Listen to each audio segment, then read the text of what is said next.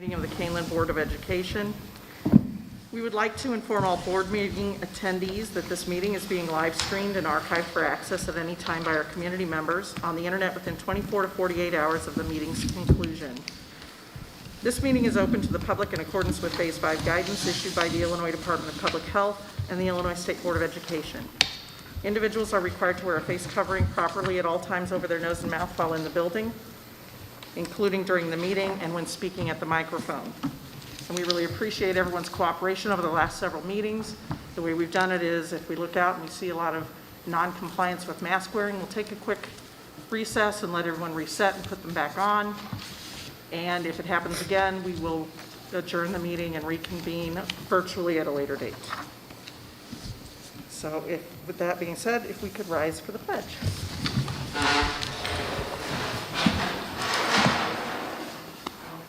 Pledge allegiance to the flag of the United States of America and to the republic for which it stands, one nation, under God, indivisible, with liberty and justice for all. And a roll call when you're ready, please. Mrs. Witt. Here. Mr. Gonzalez. Here. Mrs. Jung. Here. Mr. Carey. Here. Dr. Lawler. Here. Mr. Mankivsky. Here. Mrs. Simmons. Here. With 7 members present, we do have a quorum. Do any board members want to move anything from the consent agenda to new business? Anything? Okay, seeing none, we'll move on to the approval of the agenda. The approval of the agenda tonight is as presented. Yes. So I'll entertain a motion to approve the agenda. So moved. Second. And a roll call, please. Mr. Gonzalez. Aye. Mrs. Jung. Aye. Mr. Carey. Aye. Dr. Lawler. Aye. Mr. Mankivsky. Aye. Mrs. Simmons. Aye. Mrs. Witt.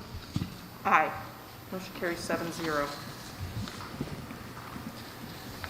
We wanted to take some time tonight because we had some sad news in the district. It is with great sadness that I share that Ginger Farley, a Kaneland High School paraprofessional, passed away unexpectedly on Sunday, October 31st, 2021. Mrs. Farley began working at Kaneland in 2018. Ginger began by working as a lunchroom recess monitor at Blackberry Creek. Then she became a paraprofessional where she worked at McDowell and most recently at Kaneland High School. She was well liked by all colleagues as well as any Kaneland student that came in contact with her. Ginger was dedicated to Kaneland and will be missed. Please join me in a moment of silence in remembrance of Ginger.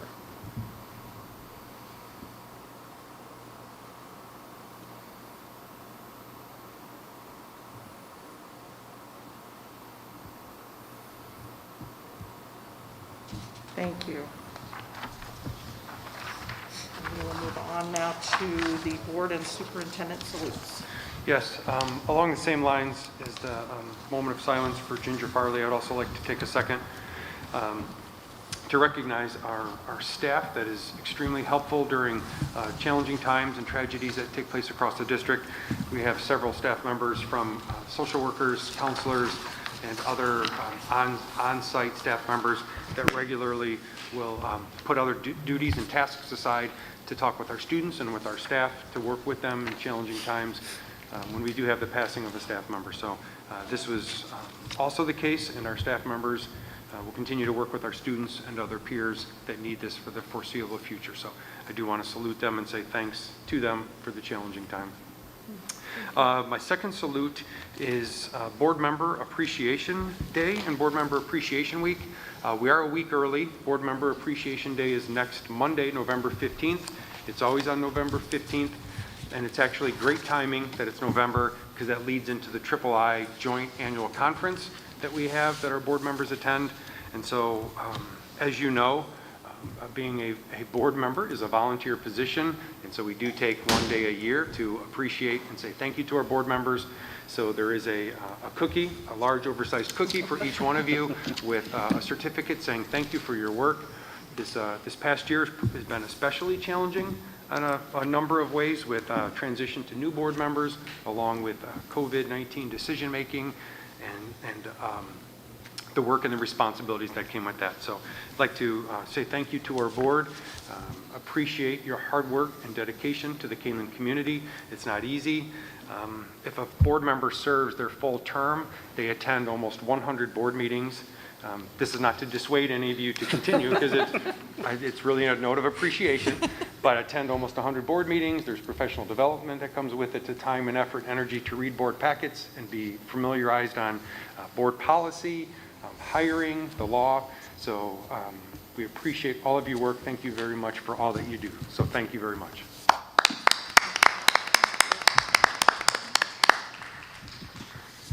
Thank you. And our last salute tonight, I'll ask Dr. Adkins to come, or Samantha, well, no, Dr. Adkins came from around the corner.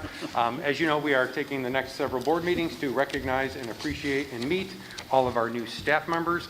And we're with John Stewart tonight. So with that, I'll turn it over to Dr. Adkins. And I would just simply add into that to welcome Samantha Aversa, our principal from Stewart, who's going to introduce and share a few words about her new staff at one of our fine 4 elementaries. Okay. Hello, everyone. It is an honor and a pleasure to be able to welcome these ladies tonight to you. I feel like at Stewart, we have kind of won the lottery, and so thankful to have these teachers in our district. Not only have they jumped in with both feet moving forward, but they work so collaboratively with everyone they come in contact with. But most importantly, they have that student-first vision, and they work to not only meet the needs of the students they have in their classroom, but within the grade level. So excited and happy to introduce my first one, which I'm glad she's my partner in crime. So I'll have her come up and introduce herself first, and then we'll introduce the teachers. Hi, I'm Emily Waller. I'm the new assistant principal at John Stewart and also at Blackberry Creek. Thank you all. Hi everybody, I'm Brooke Paulson. I'm a kindergarten teacher and it's great to meet you all and thanks for having us. Hi everyone, my name is Kylie Modap and I teach first grade and I'm excited to be here. Hi, my name's Caitlin Curry. I'm a kindergarten teacher and I'm super excited to be a part of the Kaneland team, so thank you. Hi there, I'm Sarah Schultz. I'm the special education teacher for kindergarten and first grade, and I'm really excited to work at John Stewart because I have such a great, awesome co-teachers and wonderful staff to work with. Thank you. Hi everyone, I'm Jamie Eubanks. I teach first grade, and I'm so thankful to be a part of the Kaneland community, so thank you. Happy evening, everyone. My name is Cherish Jackson. I'm a special ed and STEM 4th and 5th co-teacher, and I'm just excited to be on this amazing team. Thank you. So thank you. I know that a real quick introduction, but we wanted to make sure that you can put at least a set of eyes to names as you encounter our teachers across the district. We'll be back at the next board meeting with another school, and we'll continue on until we have all of our new teachers come before the board. So thank you very much, and have a good evening. Thank you.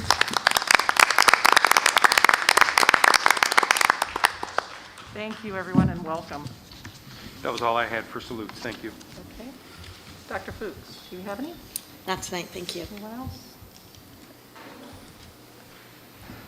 This is the first opportunity for public comment at the meeting.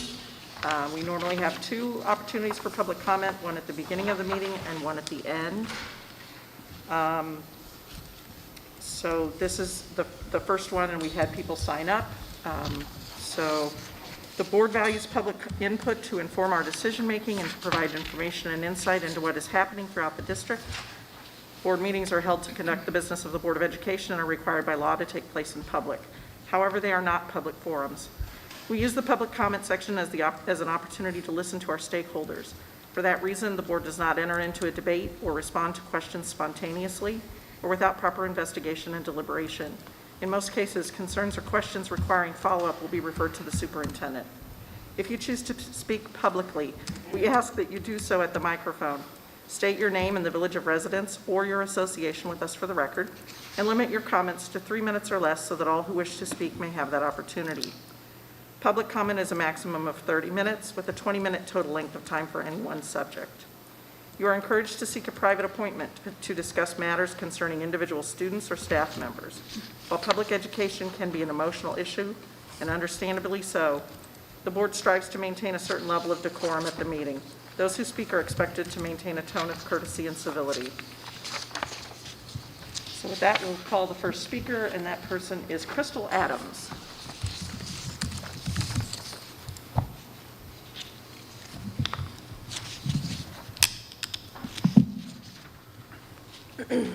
Hi there. My name is Crystal Adams from Elburn, and two of my five children attend school in the district. I'm speaking tonight to make the district aware of some concerning things that have just come to my attention. First of all, it's deeply concerning that our 7th grade science classes are teaching misleading and dangerous information which could be considered propaganda regarding vaccines. On September 30th, 7th graders were asked to watch 2 videos about vaccines for homework. The assignment stated they were Encyclopedia Britannica videos, but that's not true. The first video, which was linked, is titled How Vaccines Enhance the Immune System. It's a YouTube video by Minute Earth, which is sponsored by the Bill and Melinda Gates Foundation. This foundation partners with the Gavi Alliance, the Global Alliance for Vaccines and Immunization, whose statement and goal is to be a global health partnership of public and private sector organizations dedicated to immunizations for all. Gavi partners with Moderna, a vaccine manufacturer making trillions of dollars. The Bill and Melinda Gates Foundation also partners with GlaxoSmithKline, a vaccine manufacturer, Evotech, another vaccine company, Vaxid, a vaccine manufacturer, and many more who stand to make billions of dollars. They receive all this money from these vaccine companies to make these videos that you're showing to our children. Needless to say, this presents a conflict of interest, and their information may not be strictly as educational as it should be. The first video starts with saying vaccines save 9 million lives a year. First of all, how can that number even be proven? That's not a fact. Secondly, there's no mention of how many lives vaccines take each year or how many vaccine injuries there are. This video teaches that formaldehyde in vaccines is not enough to be dangerous, but that's like telling a child, if you only take 1/4 of an oxy, it's okay, or you only had 1 drink, you can drive home. Per the EPA, formaldehyde can cause irritation of the skin, eyes, nose, and throat. High levels of exposure may cause some types of cancers. When kids are getting 40 vaccines containing formaldehyde that have never been tested altogether, you simply can't say that it's completely safe. That's misleading. The video also teaches that while ingesting aluminum is toxic, the amount in vaccines is okay because our bodies are super efficient at eliminating it. I'll tell you right now, there are countless studies that show aluminum buildup in the brain and its damaging effects and links to autism and Alzheimer's. The videos suggest that measles and chickenpox are deadly diseases scarier than toxins in vaccines. I, for one, am not okay with a YouTube video or school teacher making that generalization or determination for my family. Generations of people have survived these illnesses nowhere near the point of fearing death. This is strictly a discussion to be had between our doctor and ourselves. Believe me when I say if you give a parent the choice between chickenpox or toxic aluminum in the brain, they'll choose chickenpox. The second video has a title in Canvas called How Mutating Vaccines Are a Challenge for Vaccine Development, but the actual YouTube, again, not Encyclopedia Britannica, is titled, Do You Really Need a Flu Shot Every Year? This video tells our kids that they should get a flu shot every year because that's what their moms and doctors want. Talk about a misleading video that's simply not true. Sure, some moms and doctors want that, and that's okay, but many do not, which is also okay. This video could lead unvaccinated students to feeling discriminated against or less than worthy, and this is not what Kaneland should be about.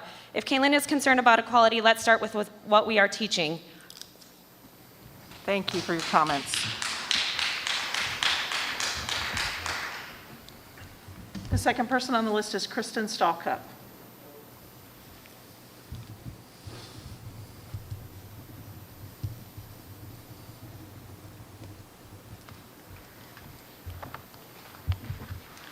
Hi, my name is Kristen Stalcup. I live in Sugar Grove, and I have 3 children in the district.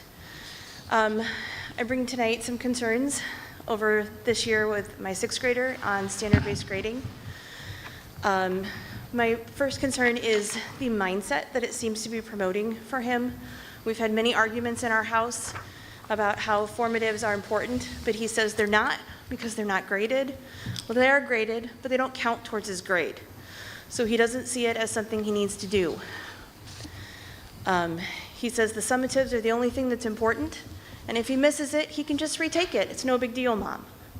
I find that is a big deal because the formatives are where we are able to catch where he's struggling. The summative is the test at the end. It's supposed to be after you've learned all the information, after you've had independent practice, which is what the formatives are supposed to be. It's an independent practice, a chance for them to take care of whatever they're learning on their own, and it also provides an opportunity for parents to see what children are learning, and it provides us as parents the opportunity to help our kids. When the standard-based grading presentation was given, it was made comments that kids can go to other kids can go to the internet. Yes, okay, teachers are still important. It was not mentioned that kids can go to their parents for help. We are supposed to be on a team with the teachers to help our children be successful.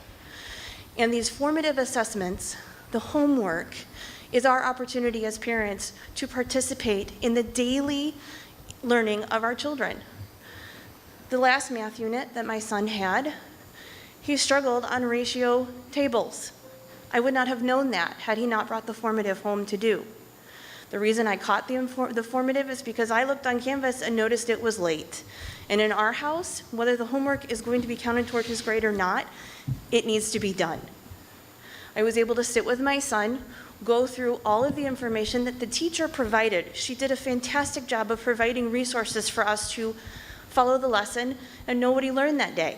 And he was able to take his formative to school or submit it online and was able to then understand what was being presented. Had he decided that the formative wasn't important and he didn't do it, now we get to the summative and he misses it. Okay, he can retake it, great. But now it's putting him behind. It's causing anxiety because now he has more work to make up.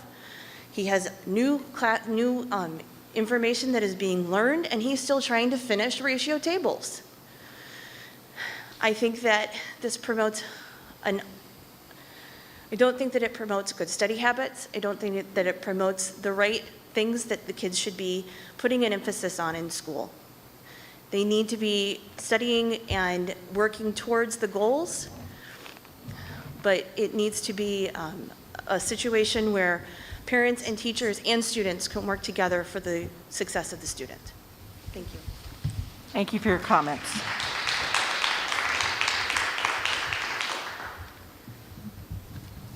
Those are the only people that were signed up to speak. We have a little bit of time left that we could have more speakers if there's anyone who would like to speak in public comment. Can I go again? Is it on the same topic? No. Okay, sure.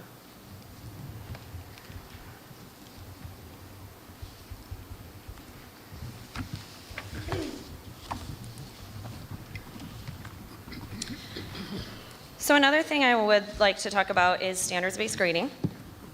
I just feel like it's so disheartening to see so many students upset or just careless about their grades and schooling, especially now after report cards and conferences.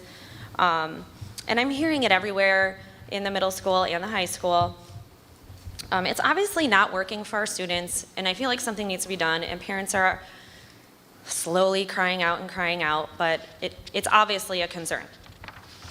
For example, my daughter, who's a very serious and hardworking student, she's now failing classes for the first time ever, and it's because she's bombing her tests. Mind you, she's completed every single assignment.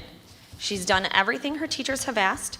She has extra help, but what's more disturbing is that, it's also a legal issue for the district, is that her teachers are admittedly not providing her IEP accommodations.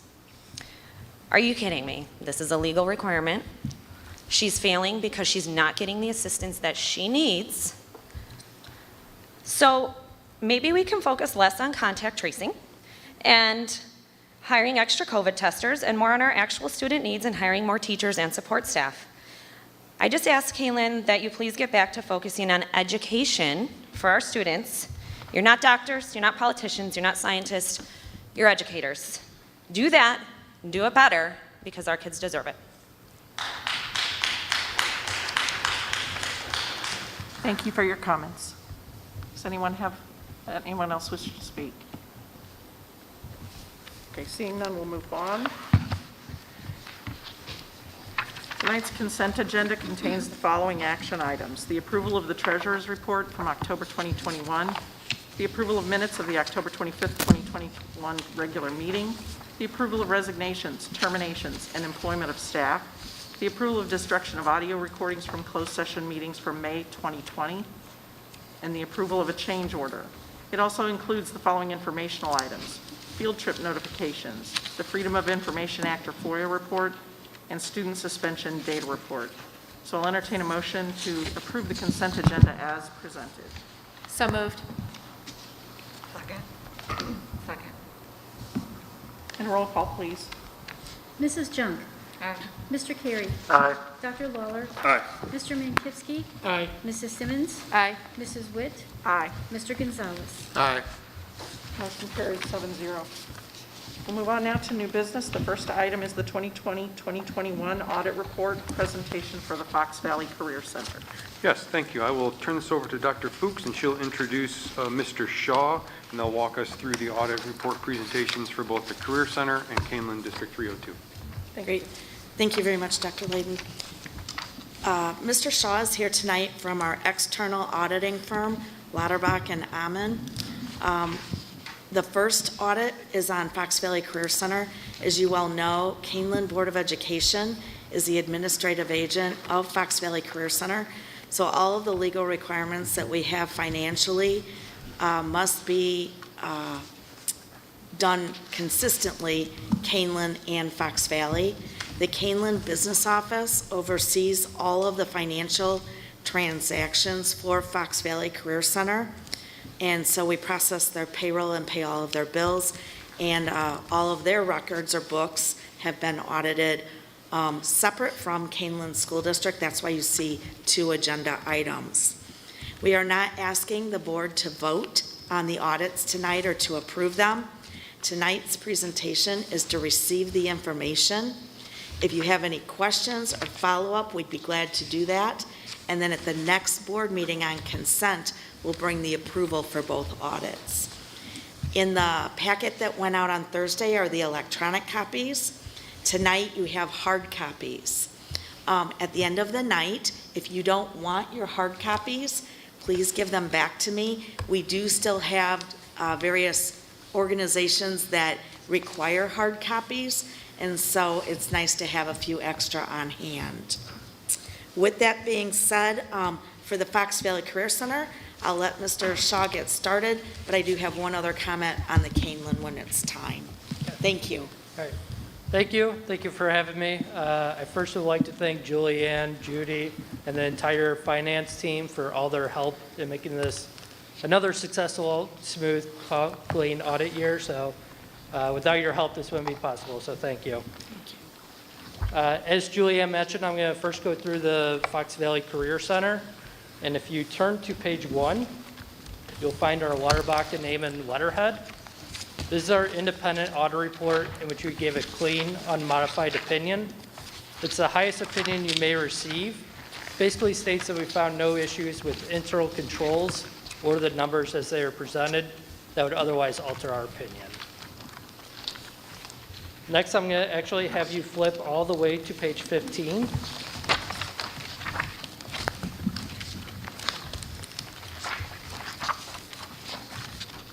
Page 15 is what would be your income statement for the Fox Valley Career Center.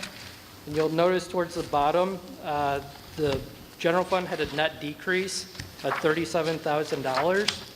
This is primarily due to your local grants coming in slightly below budget and fewer than you received in the prior year. So your ending fund balance for the Fox Valley Career Center was at $348,000. Does anyone have any questions on the Career Center before moving on to the district? Okay.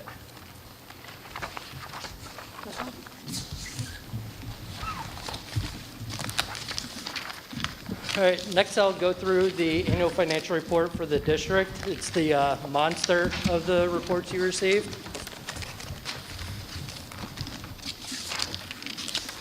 And if you turn to page 8, you'll find the Certificate of Excellence Award. This was awarded for prior year audit. We have applied for and expect to receive the same award for fiscal year 2021. So congratulations on receiving that award. Turning about 2 more pages. Again, you'll find our water bucket name and letterhead. We did provide, again, a clean, unmodified opinion for the district as well. Your management discussion and analysis will begin on page 14.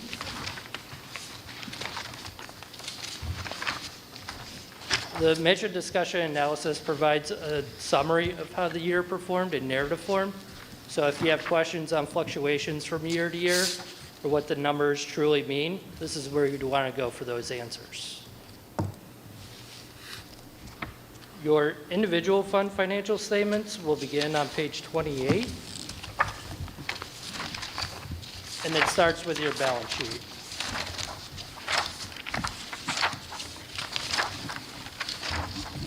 On the far right column, towards the bottom, you'll see that the total fund balance for the district as a whole was at $12.9 million. 54% or $6.9 million is related to your general fund, which is your main operating fund. It's made up of your education, operations and maintenance, land cash, and working cash funds.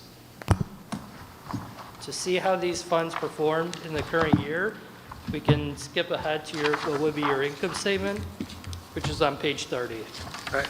Quick question going back to the fund balance. Yeah.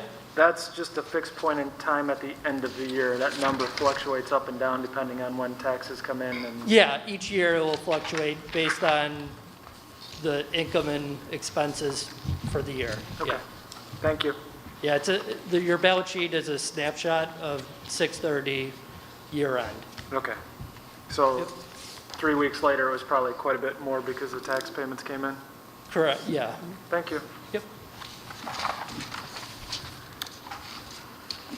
Okay, so your income statement will be on page 30, and this provides a summary of how the actual 1 year activity was.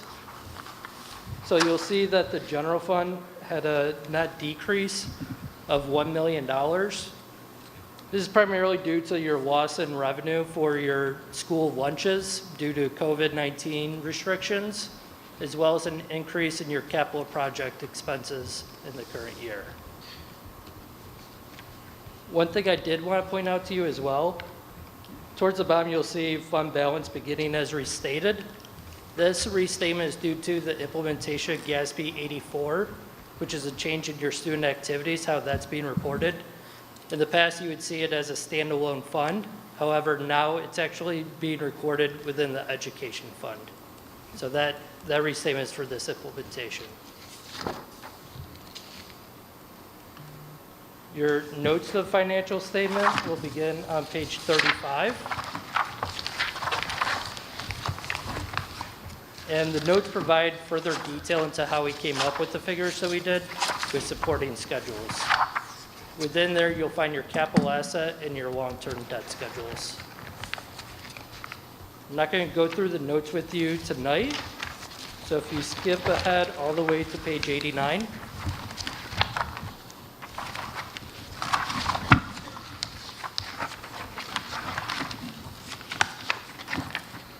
Page 89 is the start of your budgetary information. So if you're curious as to a specific fund performed based on what's budgeted in the year, this is where you'd want to go. Does anyone have any questions on the financial statements? Mr. Shaw, you forgot to mention that page 11 is your report on the clean audit, similar to Fox Valley, just to make sure. Oh, did I skip over that? I'm sorry. Just to make sure that the we most say that. important thing, I apologize. That's okay, thank you. So it is also a clean audit, just like Fox Valley's. Yes. Could you walk us through the management letter quick? Yeah, sure. So we did have one current year recommendation, and that's in regards to the health insurance having a negative deficit net position in the current year. So we'll be working with Julianne on that implementation for next year. Of the prior year recommendations, we had GASB 87, which is going to be implemented actually next year. So that's going to be a change in how leases are going to be reported. There's no longer operating capital leases. So we'll be working with Julianne on that implementation as well next year, similar to what we did with GASB 84. All right, so for us non-accountants, between the management letter and page 11 of your independent statement, there's nothing that we need to be concerned about? No, so these are just recommendations or things to look into for next year. It doesn't have an effect on our actual opinion. Like we agree with the numbers that are presented. These Okay. are just recommendations. Okay, thank you. Other questions? So I guess I have a procedural question, if you will. So we go through the overview now, and then, like, is this our only opportunity to ask questions? Or do we, if we have questions, can we interact with you between now and when we approve? Is that pretty much Through how it works? Dr. Layton. Through Dr. Yes. Layton. Yes. So if we have specific questions, we bring them up to you before the next meeting, because we'll be approving at the next meeting, is it correct? Yes, and they can be addressed. Okay. Yeah, thank you. And if there's any other questions, Julianne can email me and we can work together on some of these questions that you may have to. For us through Dr. Layton? Yep. Basically, okay. And Dr. Layden, if the questions can be answered, we may or may not need to address it at the meeting. We might put it on consent depending on the question. Okay. Thank you. And in regards to the health insurance fund, the first note there, if you'll recall, spring of '21, the premium increase was 0.5%, but instead of doing that, we were conservative and we increased premiums by 2%. The purpose of that was an effort to bring up the fund balance and the revenues in the health insurance fund. This 18,000 is representative over a cumulative period of time. Our current balance in the health insurance fund is over $1 million of cash. So it's not yet in trouble, but we are doing things and watching it very carefully on a monthly basis as the health insurance committee. Just to be clear, probably doesn't need to be said, but when you say there's $1 million of cash somewhere, it only can be used for the health insurance fund. It isn't available for other uses. That is correct. It is in its own fund for that purpose only. Thank you. And it's about 1.4, I believe, if you look at tonight's treasurer's report. Thank you. Yep. The money goes in there from employees and the district to be used only for health insurance and benefits.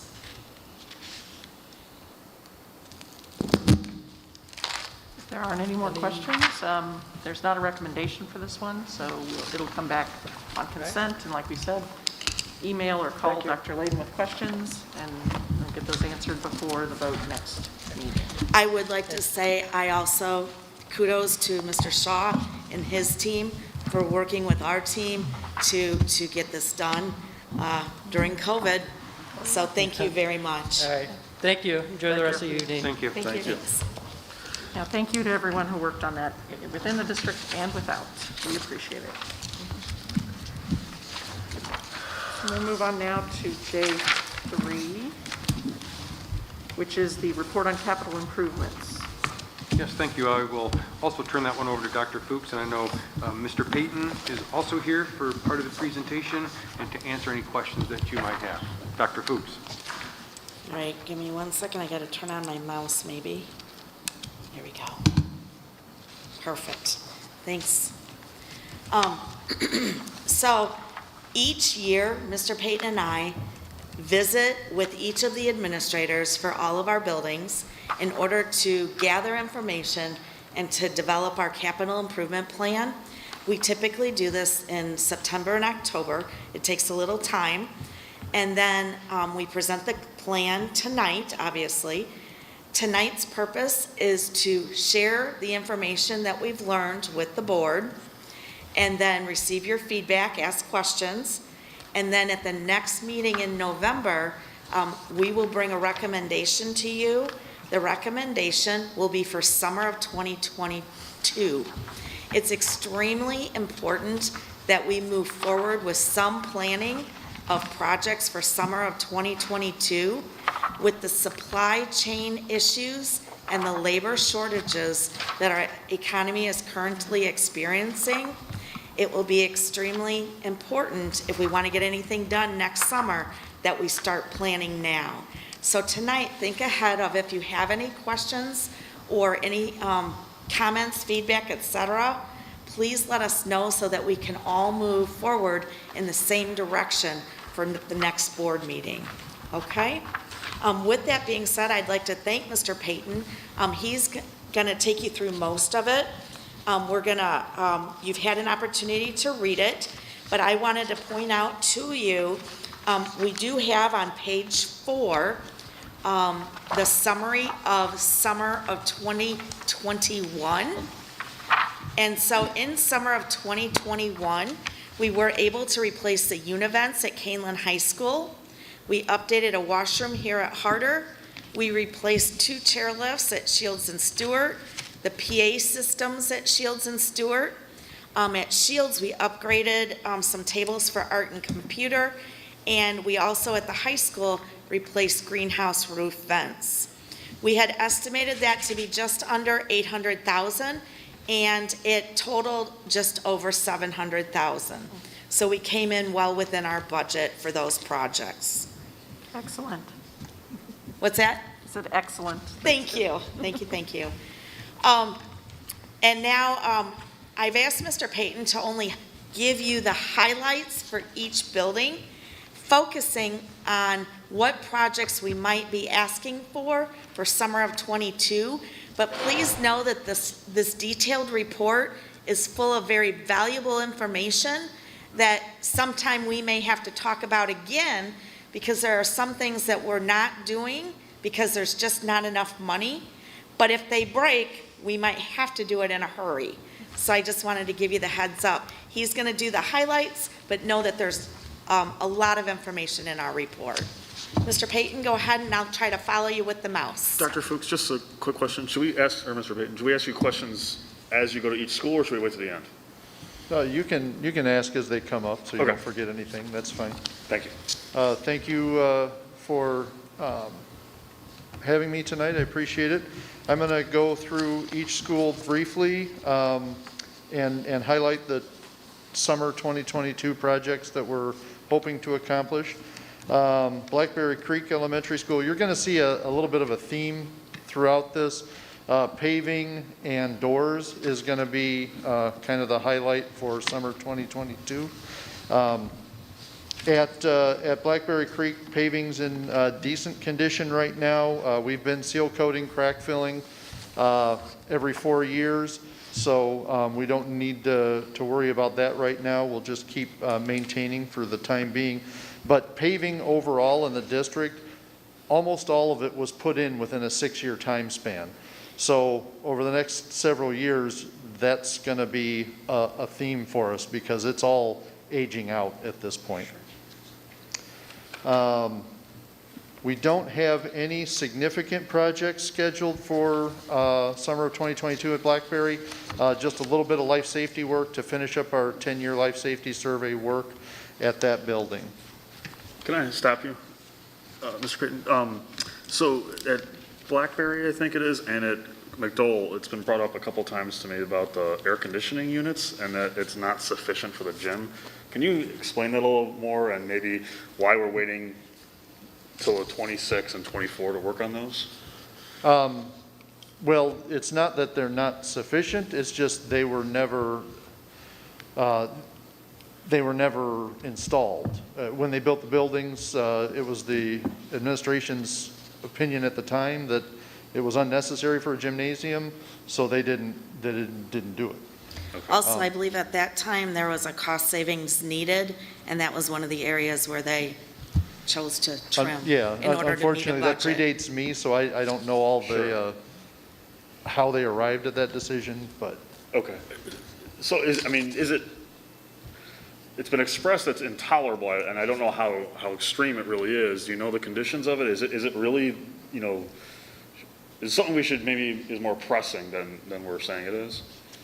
I don't recall ever getting to the point where it was intolerable, but I'm not working in that gym day in, day out.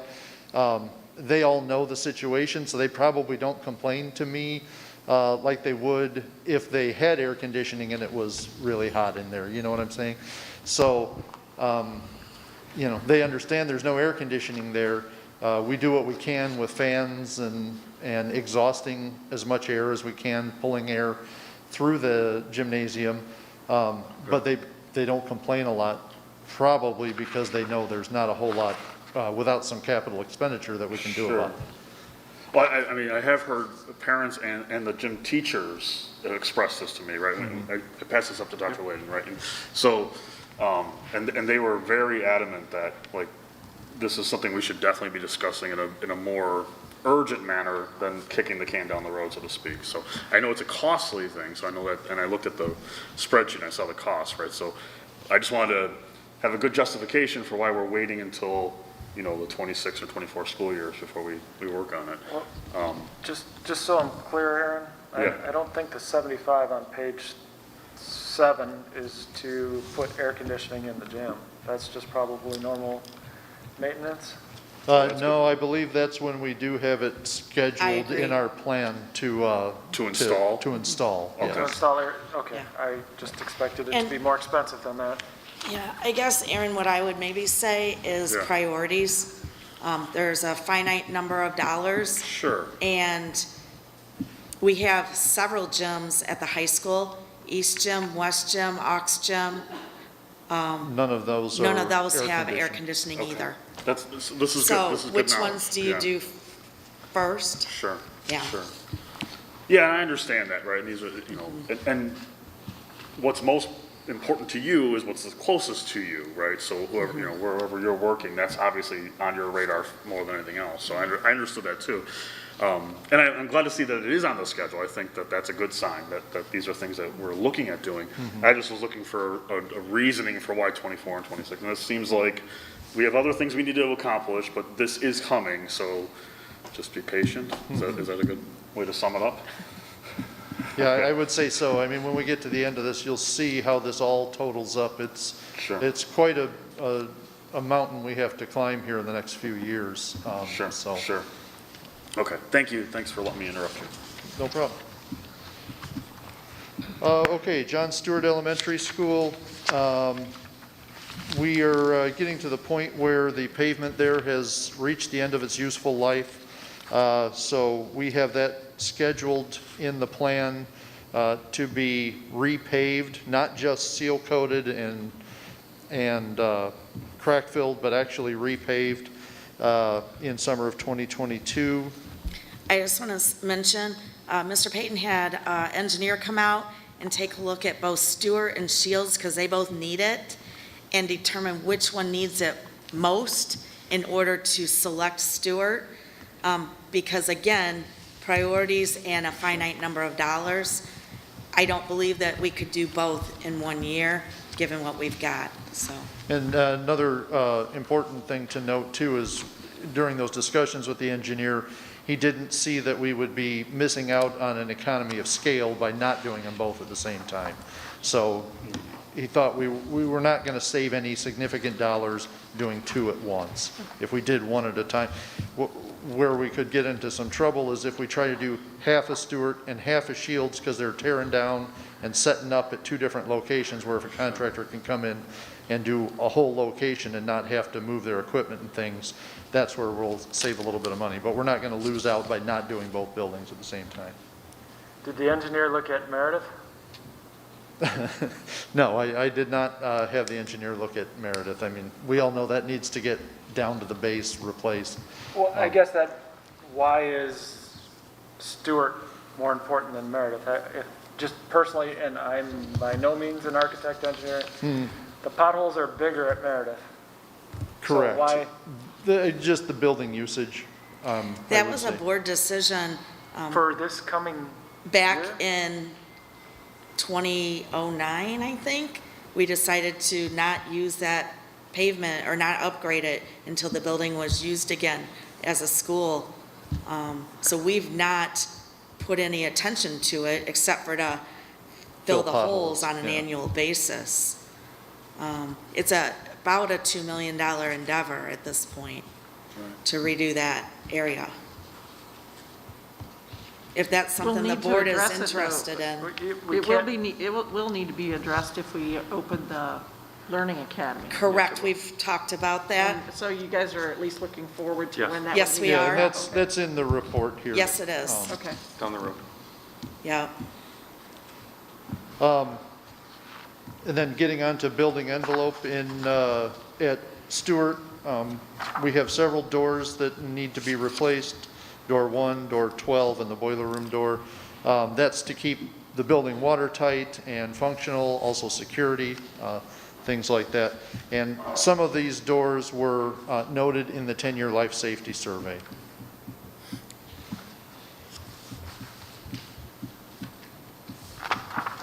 Okay, moving on then to Shields. Again, the pavement at Shields is next for summer 2023. More doors to be replaced, door 1, door 8, door 11, and the boiler room doors. Those are in the plan for 2022. And also were in the life safety survey. Some of those were in the life safety survey. Then McDowell Elementary School, similar to Blackberry Creek, pavements in a similar condition. McDowell also does not have air conditioning in the gym, but it's in the plan here to be accomplished in the next 5 years.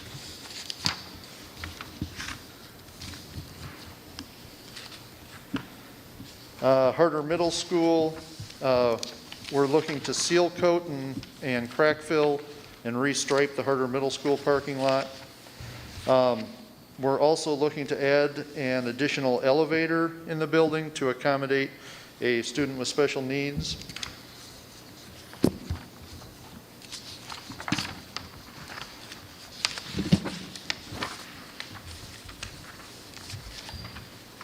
And that's all we have on the schedule for Harter in this plan for 2022.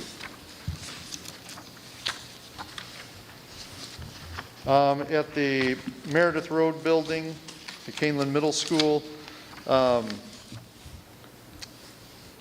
we're looking at several doors and frames and some windows to be replaced. Those are in the plan for 2022.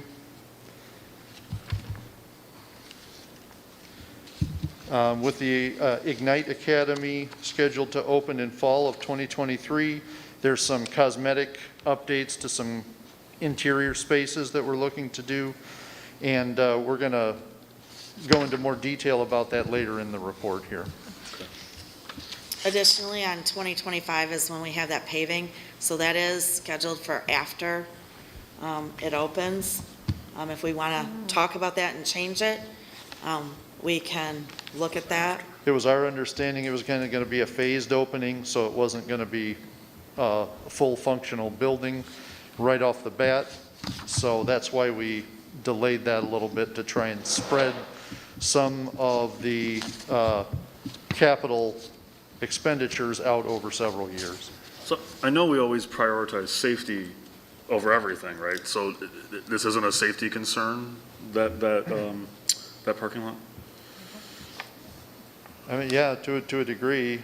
I mean, I've driven on it, it's like driving on the moon, right? So You have to balance that against other safety concerns, you know. A lot of the things we're discussing tonight are safety issues, you know, like doors and windows are a safety and security issue. So you're ranking safety first, and then you're ranking the safeties within the safety kind of thing? To try and best utilize the capital dollars we're allotted. Sorry. Dr. Fuchs, can you go back, please?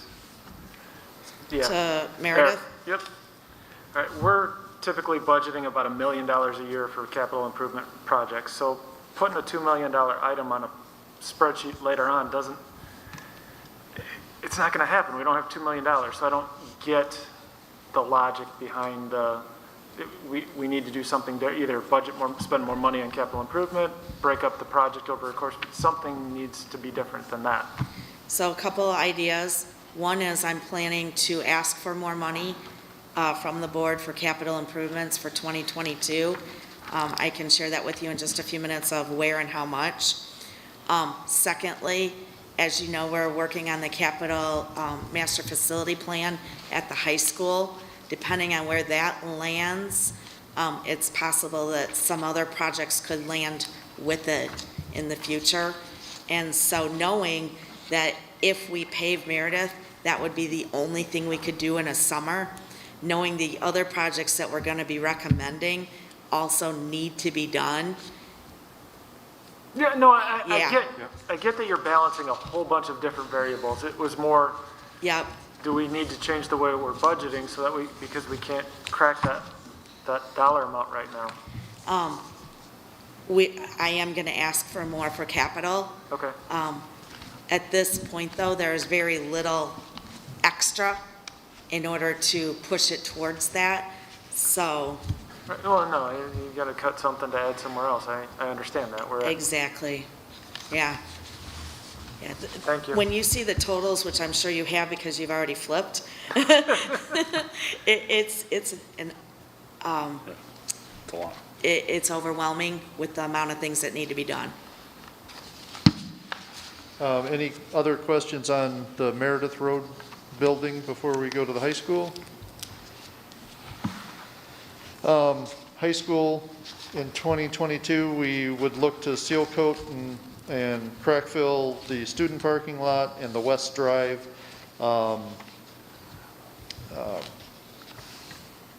We're still at this point, we have the track situation is something that we need to keep our eye on.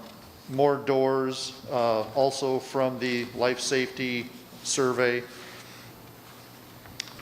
A lot of the discussion around the high school has been also with that master plan for the high school, kind of progressing, but not to a point where we're ready to start spending money. So we're deferring a lot of things to see how that all plays out and comes about, and then we can make some decisions on what we do. A lot of the stuff that we're recommending in here is not going to be affected by that. It's going to be areas in the building that wouldn't be touched by that master plan, so it wouldn't be an expenditure that 3 years later we undo. So I have the total pages up on the screen. As you can see, if you look at the bottom right, we've identified 19.8 million in needed projects.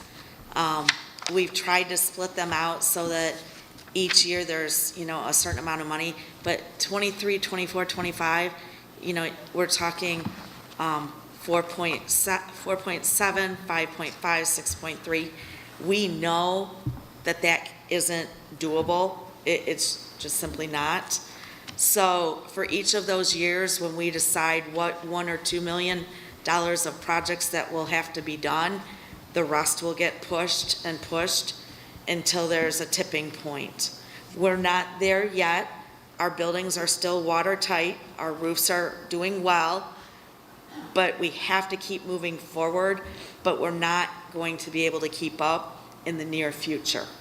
So when that future is difficult to tell, but we want to just watch it carefully, plan judiciously, and hope that we can do the right projects at the right time so that we don't get caught with too many surprises along the way. Let me show you the next 4 pages are the list of projects. We have prioritized those pages with a 1, 2, or a 3. The ones are most important, primarily safety, also the life safety with the doors and windows and paving. We've reprioritized the ones so that if we want to draw a line in a different place, we can. The 2s and the 3s are, and generally speaking, equally important, but yet can wait just a little bit longer. They're not prioritized more than just by a 2 or a 3. I did put a line The line gets us at 1.9 million. The track is right below the line, because we know we're waiting on the master facility plan to know for sure. It'll get patched again this spring. And so the projects that we have above the line, you can take a look at. I'm working with Mrs. Eggleston. We're hopeful, but she's got a lot of expenses in her IDEA grant, so we're hopeful to use some of that to offset the elevator here at Harter. That student is here and has to stay on the first floor, so that student can't go upstairs right now, so we're seeing that as a #1 priority. We've got the door replacements. A lot of that is that one. Over here in this column, if there is a Y, that's because it was listed in the life safety report and we have to do it. The rest of this would be O&M. We know that the academy is opening, so we're trying to plan ahead for that with some doors. We're going to try to group the doors and windows together for the life safety, and then next year, plumbing and electrical. Next year plumbing and the year following electrical, so we're trying to tick off major categories of the life safety plan, so that by the end of the 5 years we have everything done, but we're trying to get economies of scale. So if we have a lot of electrical work, we can get a better price on an electrician, things like that. Yep, thank you. Let's see. This auditorium dimmer rack, again, it is on there. It's been on there before. We've pushed it down the road. It's still lasting. If that breaks, we will not be able to use the auditorium for however long it takes to get a new one installed.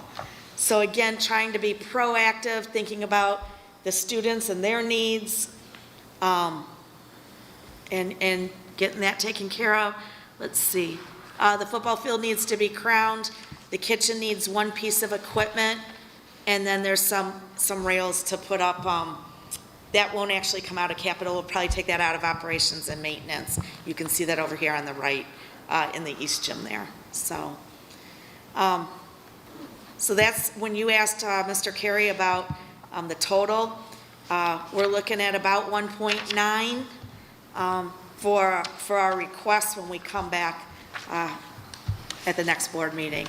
That's what I would anticipate, depending on your feedback tonight. All right, and just some general housekeeping questions. This is the 2022 capital projects will be funded out of the 2023 budget, which you're working on putting together currently. That is correct. You got the timing. Thank you. So we're not to the point where this is going to be a negative or a positive number on the final line of the budget. We can say spend more, spend less, and find somewhere else to pull it from if we so desire. This is the first piece of the planning for that budget year. With the audit finished, I've sent the file to Forecast 5 to start the projections. They should have it ready for me to put everything in there within a week or so. So I'm looking at financial projection presentation either in November or December. That's where you can start to see what this puzzle looks like in the big picture of the 22-23 budget year. Okay. And then what I can tell you is what I know, though. We should be pretty close to revenues over expenditures at the end of this year. We've got the budget projected deficit, but we're running pretty good. We're a little light on expenditures, a little over on revenues, so I feel good about that as we move through the fiscal year. This is showing more capital, so it'll push us a little bit further to the negative, but the longer we have unfilled positions, the more savings you get, even though you want to fill those positions. But there's a push-pull on a lot of the things that we're living right now with the budget.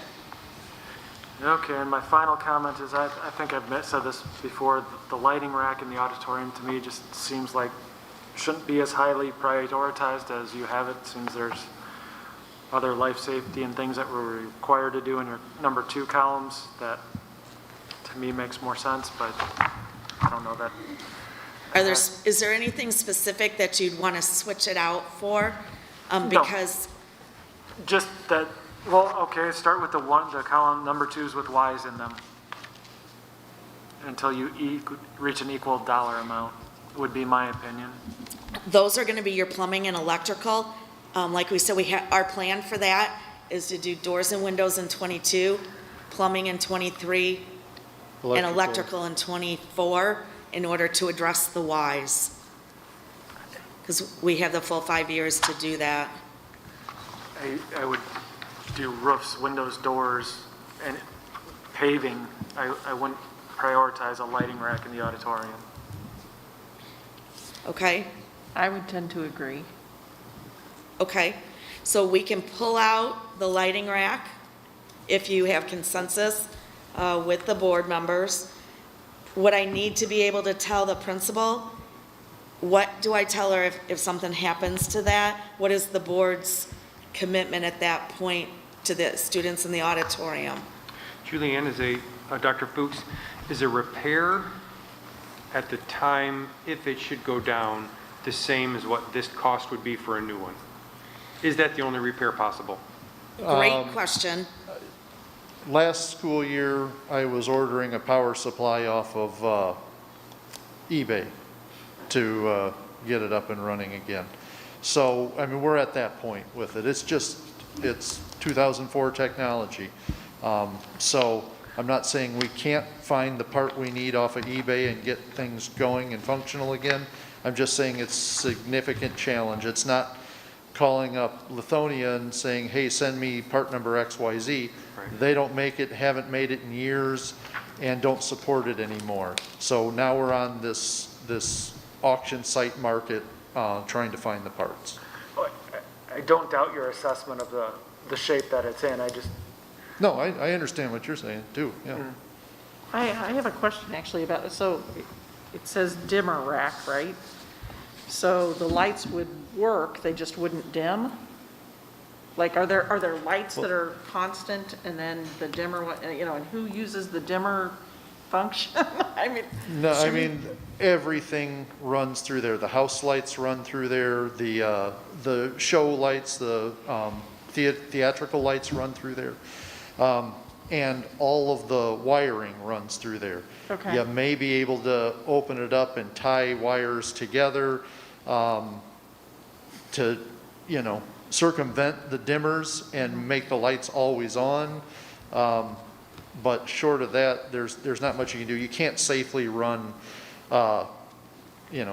extension cords and things like that to the theatrical lighting, and you don't really have a good way of running the house lights without that dimmer rack. So how many students are impacted by this? Like how many,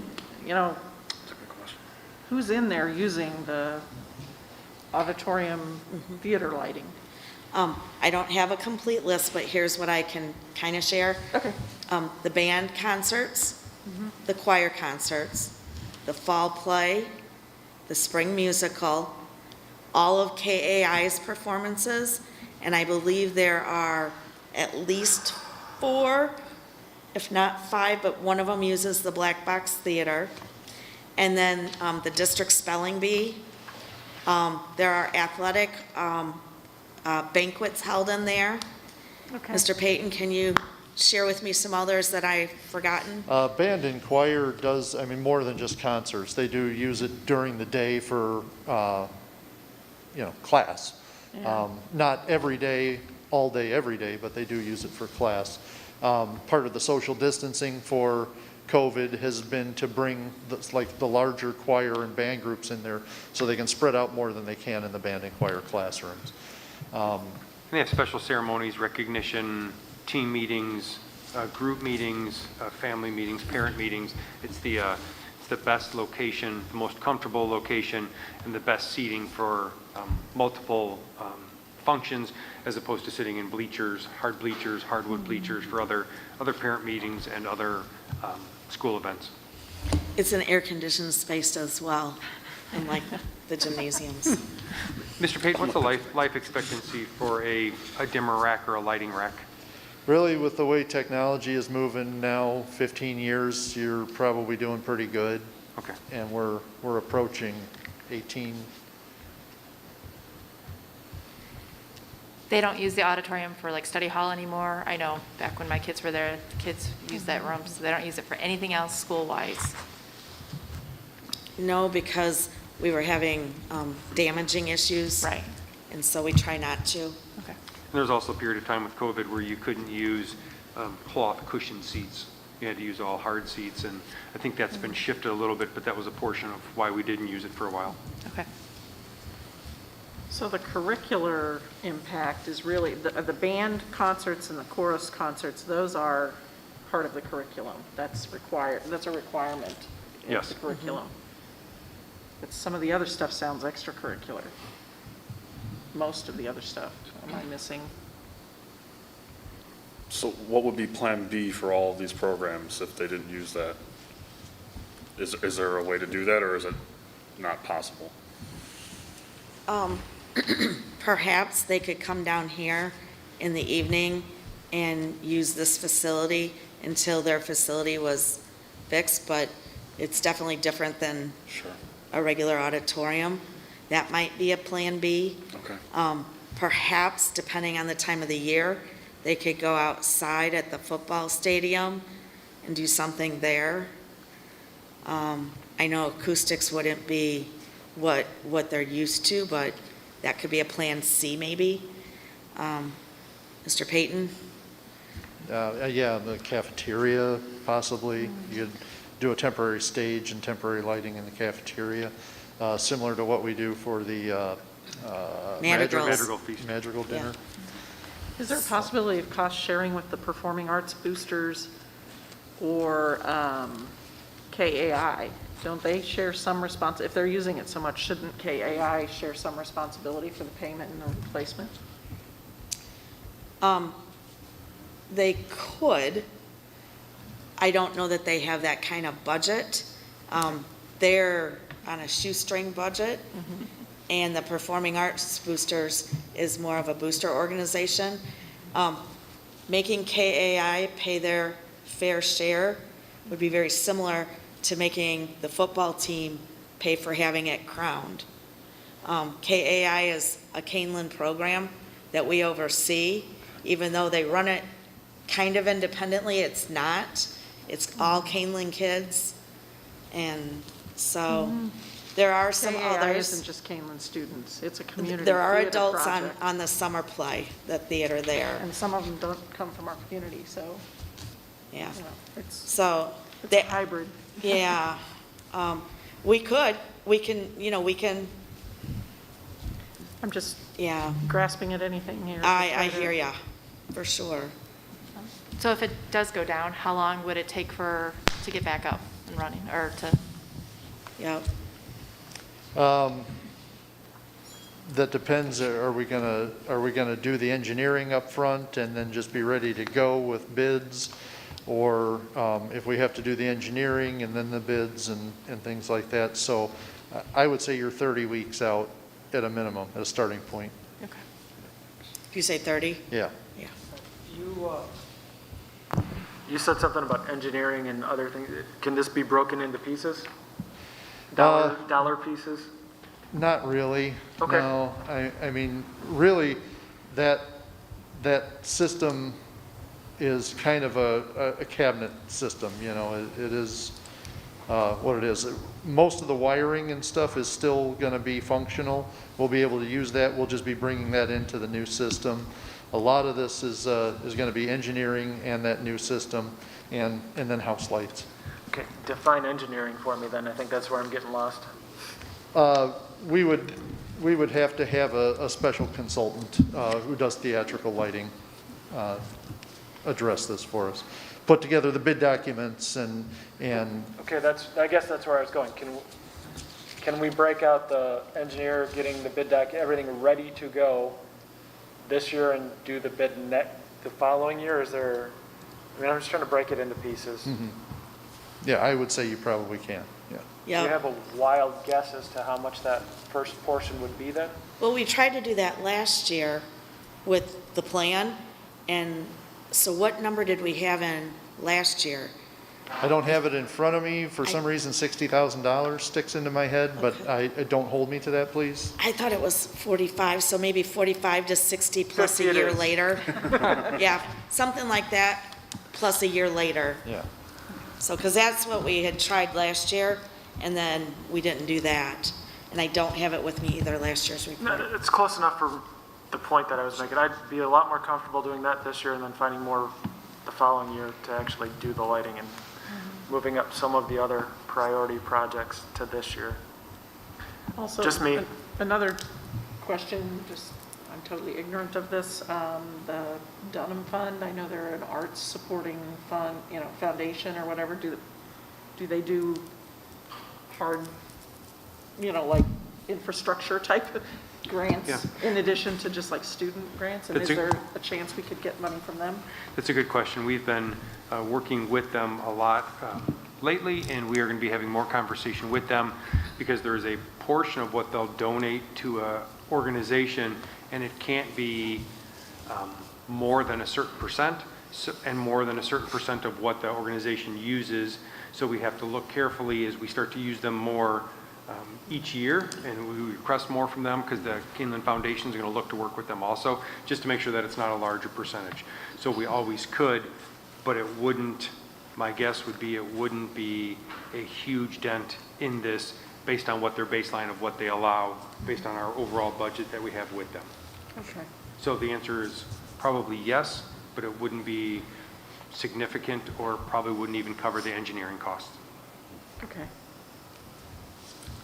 I'm curious, based on the earlier comment, if we were to take out the lighting, put in the engineering for it to get it ready, would you want to see a portion of the Meredith Drive because it's got to be totally replaced? Do you want to see that project get started? I'm not in favor of pulling the lighting. Okay. Yeah, we should find that out first. Okay, sorry.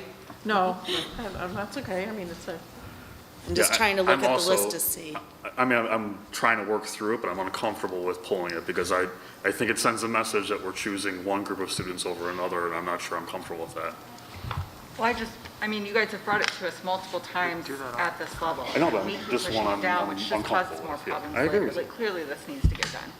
I'm sorry, Meg, I didn't hear what Sorry, you we were said, that's talking. all. Well, stop talking. I said they've brought it to us multiple times, and we keep pushing it down. Clearly, this is a priority, and it needs to get done. We're not helping the problem of the next couple of years, where it's getting so much bigger by continuing to push this. I'm not suggesting we reduce the dollar amount we're spending, so it's Swap just it the out. priority of which year things get done in. I'm still not for pulling this. Okay. okay, so Jennifer, do you know where you are on it? I'm just going to ask the other, or Bob or Adam. So I tend to side with Dr. Luller and Ms. Junk here. My concern is, as you mentioned, if it goes down, then we have to fix it. And so, rather than kick the can down the road, which it sounds like it's been kicked a few years down the road, maybe just, see what we can do and, get it done, essentially. Because if it goes down, we're going to have to fix it anyway, right? And at that point, we're going to be scrambling to find funding. We're going to have to get together, just take care of it, and, Okay. Bob, do you have a? I essentially concur with Mr. Gonzalez. Okay. I mean, it's got to be addressed at some point in time.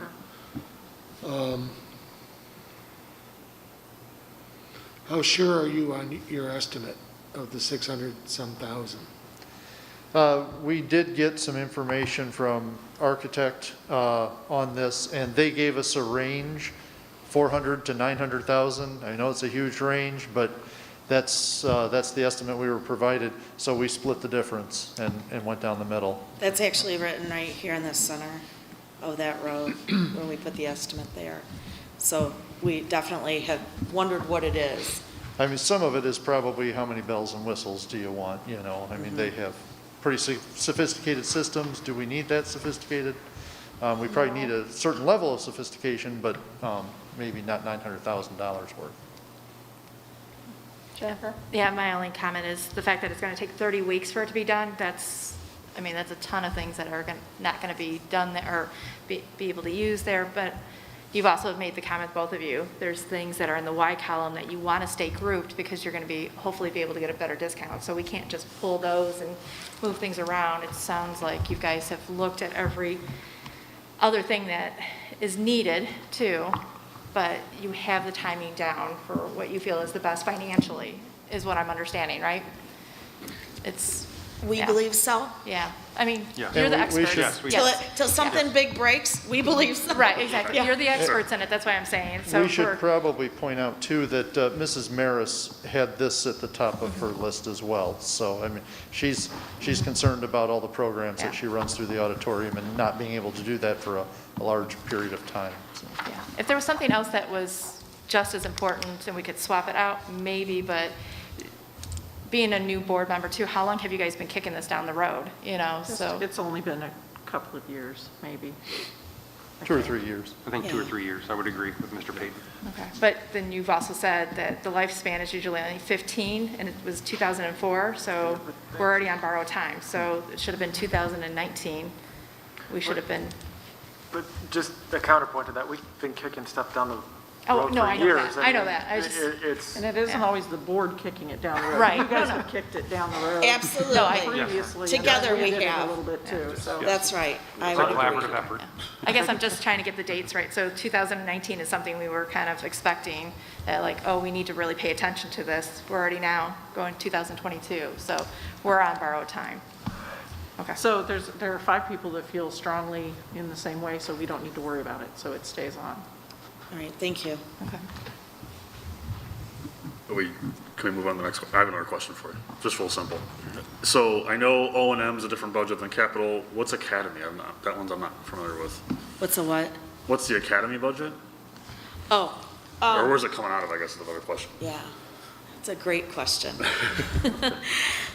We're looking at all of our options.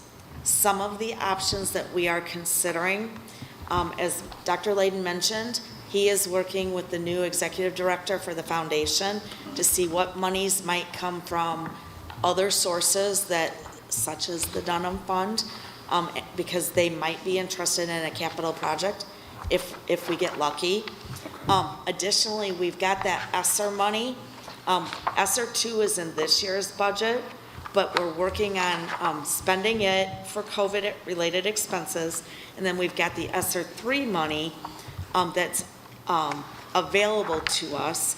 A certain percentage of that money needs to be spent on the learning gaps, learning loss from COVID. So we have to look at that, but it can also be used for capital improvements. So we need to make sure that we can, but that's call it a possibility. If not that, perhaps some of the other projects on the list, it's one-time money, so these would be good things to use one-time money for. Sure. Either capital projects here or for the academy. And then there is a portion of next year's capital as we move forward. Sure. So we are working with Mrs. Garland. We've had several meetings and they've walked around. I believe it was 2 weeks ago or last week, she identified the rooms that they want to use. So we've got a running list. We've met with technology, to figure that out. We're putting everything together so that we can bring that information to the board once it's figured out. Thank you, that's great. And then what's the timing on the E.O. Sullivan surveys and Yep. to gauge community support for any kind of? Yep, I think Dr. Fuchs was going to mention that in the superintendent update, but you can go ahead and do it now. Sure.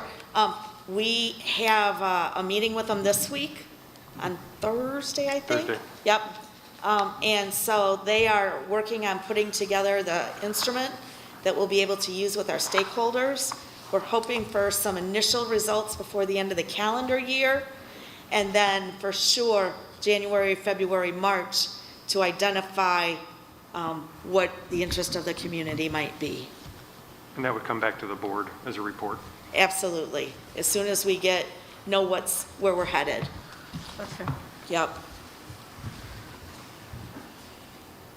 Other questions? There's not a recommendation on this. We don't vote on this tonight. We vote next time. Correct. Just feedback so that, like we were talking, if there's something on here that you're going, wait a minute, or if there's something below the line that you go, move it up. We just need to know that so that we don't bring it back, and then, we can have that tonight.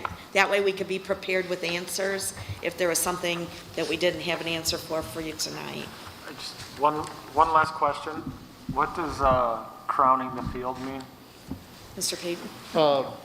Over time, an athletic field like that, it's Flat. not, you want a nice crown, and it's you get water runoff, things like that.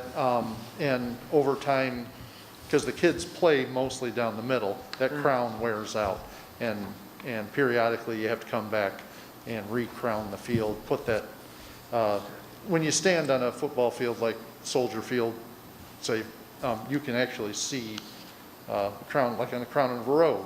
It's all just so the water sheds off and things like that. But the kids wear it out in the middle, and you have to come back periodically and re-crown it. Thank you.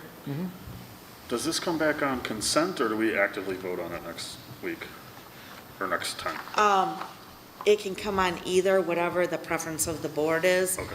If everybody's pretty much understanding and in agreement, it can be consent so that, to save time, or we can talk about anything on here that you want to or need to.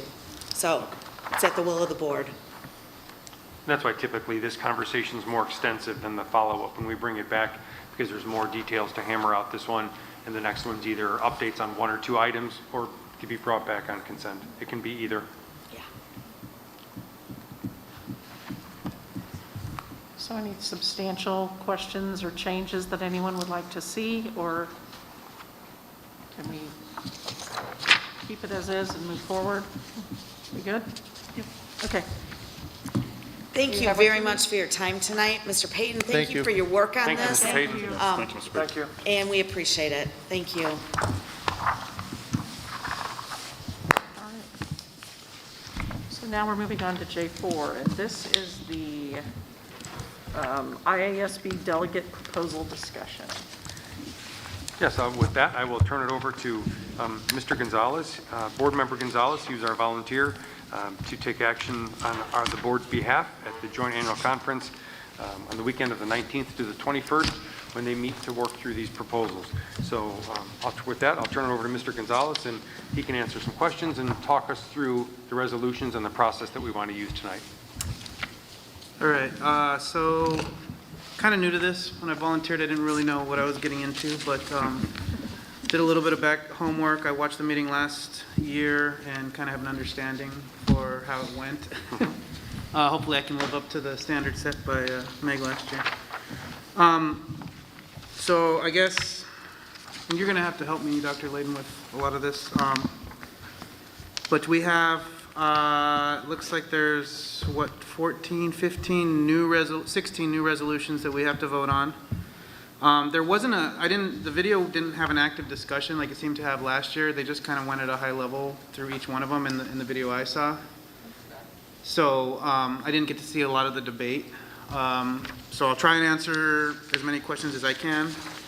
But I don't know, do we want to do the thumbs up, or, yeah, I don't know, how should we run it for each proposal? That's how we did it last year. We went through each one of them, and then based on what the recommendation was, I think you even have the checklist document that comes with this. Yeah. That way you can just check how the board, the majority of each proposal, and then that's what you take with you to the meeting and vote on behalf of the board. Sure. Okay. So I guess I'll jump right in. The first one, the pre-service teacher education and licensure in literacy. So they want to, I guess I should preface this for us and the public that we are not actively taking a position here.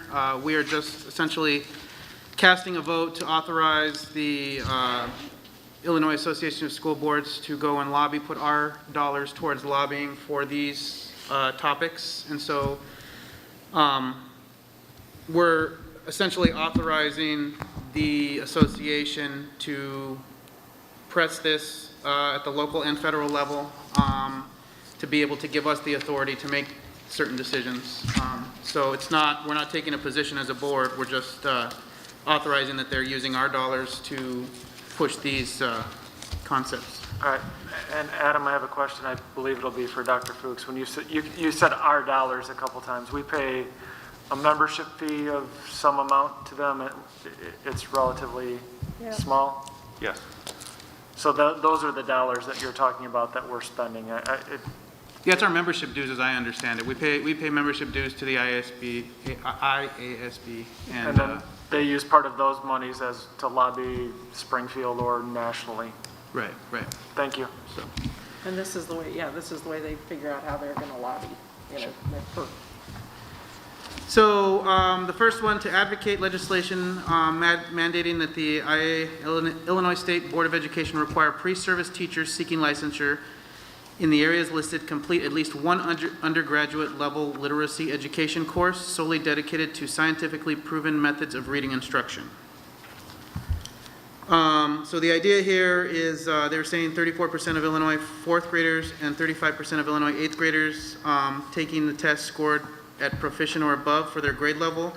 There's a concern with low literacy, and so they basically want to put a requirement on these teachers to take this literacy class, as I understood it, prior to being licensed to teach in the state. If anybody understood any differently, you can explain, but let's see.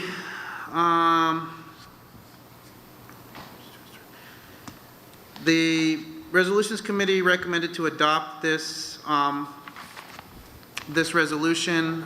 They wanted to have the new language read, be it resolved that the Illinois Association of School Boards shall advocate for legislation mandating the Illinois State Board of Education to require pre-service teachers seeking licensure in the areas listed complete at least one undergraduate level literacy education course solely dedicated, no, the same thing.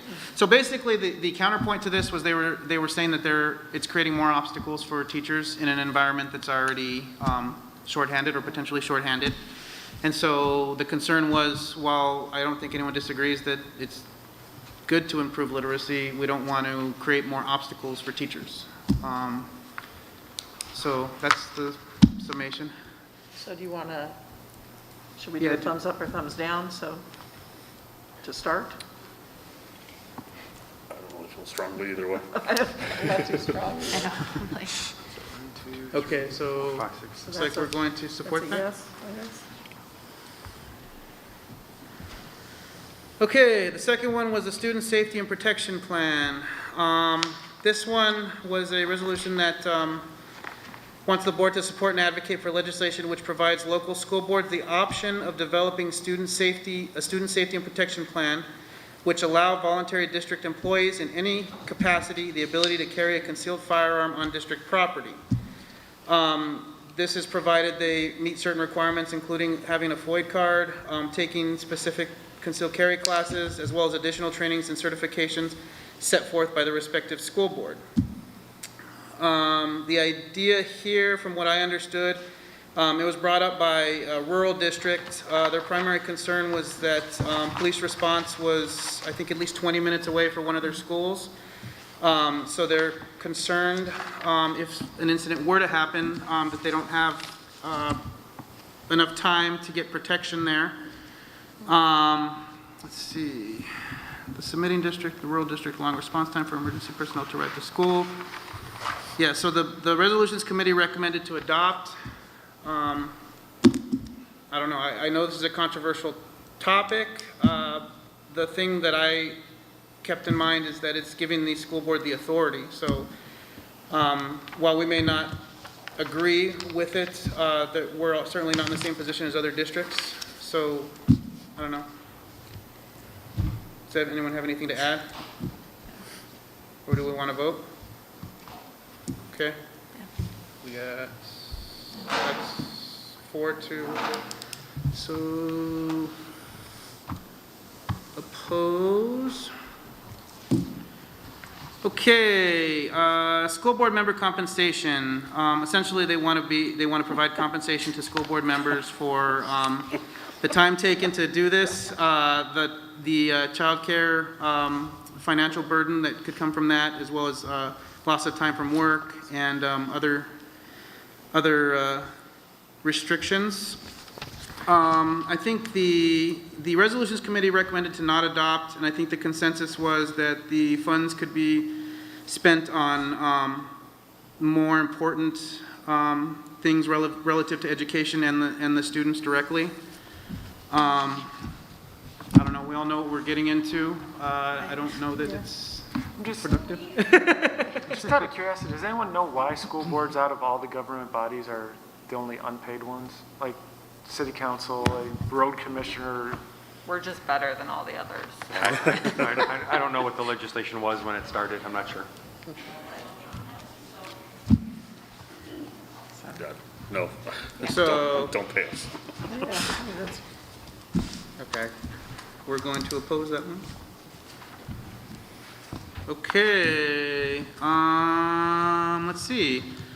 This one kind of follows in line, the board member childcare reimbursement. So this is similar, only it focuses purely on childcare costs as a result of participation in board meetings.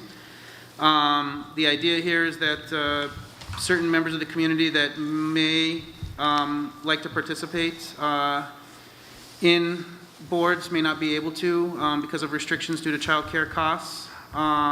So essentially, it looks like it would allow for using campaigning dollars to go to that, as well as potentially having other funds be provided to the board for that purpose.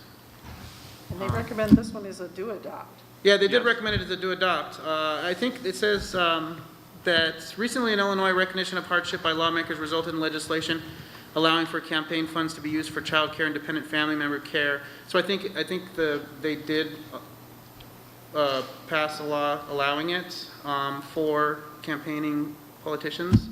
So I think it would just then apply to us as board members. So,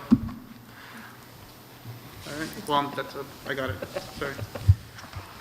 Next, number 4.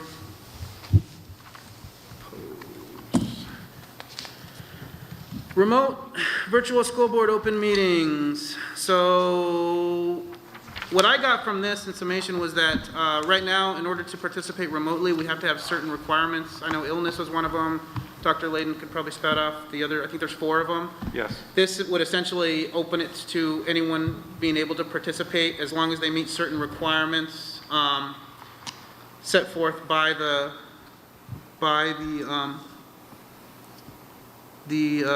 General Assembly.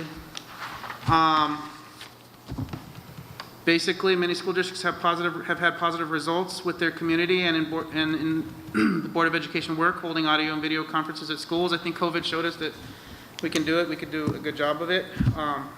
So is this? Yeah, I think on page 12, I'm sorry, go ahead. I think it's for meetings, not for individuals. Okay, because if it's for individuals, I'm one way, and if it's for meetings, I'm another. Yeah, I think on page 12, the left column, about the 10th row down, it does say that it's intended to allow board meetings to conduct meetings, video, audio, or video. So I think it is the entire meeting, not individuals. The individuals, that policy, that's based on law. We don't have the flexibility on that one. Okay. We do have the flexibility in this one for advocacy to have video board meetings as a regular practice outside of the executive order. Because right now it can only take place because of the executive order. This would allow the advocacy of it for after the executive orders are then done, but it would allow the board to still be able to have those meetings virtually. Okay. So I can see where that would come in handy, like for snow, weather conditions, and special meetings that are, you know, that are called that we need. And we made it work. Yes. Okay. Reorganize the board from 28 to 40 days. So this change would change the requirement from, apparently there's a 28-day requirement to reorganize the board once newly elected board members have come on. They want to change it to 40 days. I guess it's been cumbersome for some districts to have to reorganize in a short time. They've had to add an extra meeting. So this is going to give a little more flexibility to that process. We've actually had a little bit of, I mean, we've done it fine, but sometimes it's close. There's 5 days. They're generally from the canvassing Yeah. of the votes to the official results. There's usually about 4 or 5 days. And if it happens to fall in the Thursday to the Tuesday generally, if you have the board meeting on that Monday, you're fine. Otherwise, we've had to move the meeting a couple days back and forth. So these 40 days would make it very flexible to be able to have it during a regular meeting. And that way it's scheduled and everybody knows when it would be coming. Okay, so that's number 6. Support. All right. Indigenous people curriculum inclusion. So we want to support, or we're going to allow them to support legislation to include the study of Native Americans and Indigenous people for social studies content in U.S. history. So it was pretty short, the discussion on it. Essentially, they're going to add, I guess my question was, if they're going to add, is there anything that would be taken out as a result? I don't know how that would work, but No, they don't take away No, requirements. it's a great question, but no. I mean, you can And only then- fit so much, information in a course, but, go ahead, sorry, Dr. Land. No, I was just going to say there is they waived it last year, but there's an annual ROE compliance visit where they come in and every mandate that we have from the state, we need to show them proof. It's usually a big pile by the time we get done of where everything is taught, how we post things, where we post them. So what would happen is if this is included at some point, we would just have to show a course syllabus where it says that we've included this. Dr. Layden, how is this, we get mandates about required to teach all kinds of things yearly. Why, any idea why this one is, they want to make it a legal requirement versus just another mandate we get from the state? I'm not sure. Board Member Gonzalez, did they mention why this one and why now? They didn't go into any detail. They actually kept everything at a pretty high level. I couldn't give you any more information to that as to why. And I'm not 100% sure either. I guess I would say no then and leave it to the local districts. They're already buried in mandates. Why legally codify another one? You want to take a vote? I'm going to abstain just because it's a little close to home for me. Okay. So we're going to support. So it does adopt. Okay. The content I teach. Number 8, science of reading curriculum. Let's see. The Illinois Association of School Boards shall urge the adoption of legislation that all elementary schools in Illinois will use the science of reading in their K through 5 levels curriculum, including in-depth phonetic education to teach every student proficient reading skills that include reading comprehension, fluency, vocabulary, and acquisition. They do this already? I am not super familiar with science of reading and what it would add to the students. The difference between this one and the first one, the other one was a course, and there's probably multiple courses that you could take during your programming or during your college years to meet that requirement. This one is this one is for the district to have to adopt science of reading, and I think it, like it says here at the bottom, it makes it more restrictive for districts to have to use this one. So I think districts, why it's not recommended is because of the restrictive piece that you have to use this one or this style, science of reading, as opposed to other styles that might suit our district better. And we would like to maintain that flexibility, I think is why they have a do not adopt there. Okay. Voting? Okay. Okay, health and sex education curriculum. So the gist that I got from this is it wanted to give the individual districts the ability to have control over the health and sex curriculum that's taught, courses taught within the district. It was offered in response to SB 0818 that has been passed by both the House and Senate. They basically wanted the local district to have the right to determine the curriculum. So, let's see, I don't know. I guess it's up to you guys. Resolution committee said recommended to adopt. don't know if anyone has anything else to add. So And we'll- basically, it puts it at the local level. Yes. Right. The choice of health and sex education and how you do it. If the local level is in violation of the state mandate or the state law, like that's on them, right? Like they have to work that out then with the state. Is that true or am I wrong? Again, if there's a state mandate that is passed and we're told we need to teach it and teach a certain curriculum in a certain way, we would have to follow that. This is giving us the local, encouraging the local control to choose what kind of curriculum we want to use. So it would still have to be in line with the state's. Yes, but that state one that Mr. Gonzalez referenced is a may. The key word there is may, the Senate Bill 0818. We may use that rather than the new curriculum, so we may use something different. And that's the law that passed for next summer going into next school year. And that's what we're currently reviewing right now to see what portions of that, if any, we want to implement into our curriculum. Yeah, the concern was that they would be easily able to change it from may to shall in the wording and then essentially force the districts to teach this. So this would then give the power, if you will, back to the district to determine and eliminate the possibility of that may to shall, is my And understanding. again, it's just asking Yes. the IASB to lobby on that behalf, and it may or may not be successful. Correct.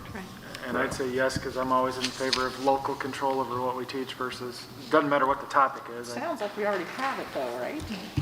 Currently, we do, yes. So the new law, or the new mandate, it says may, Yes, and so it's not required. correct. So we already have the control.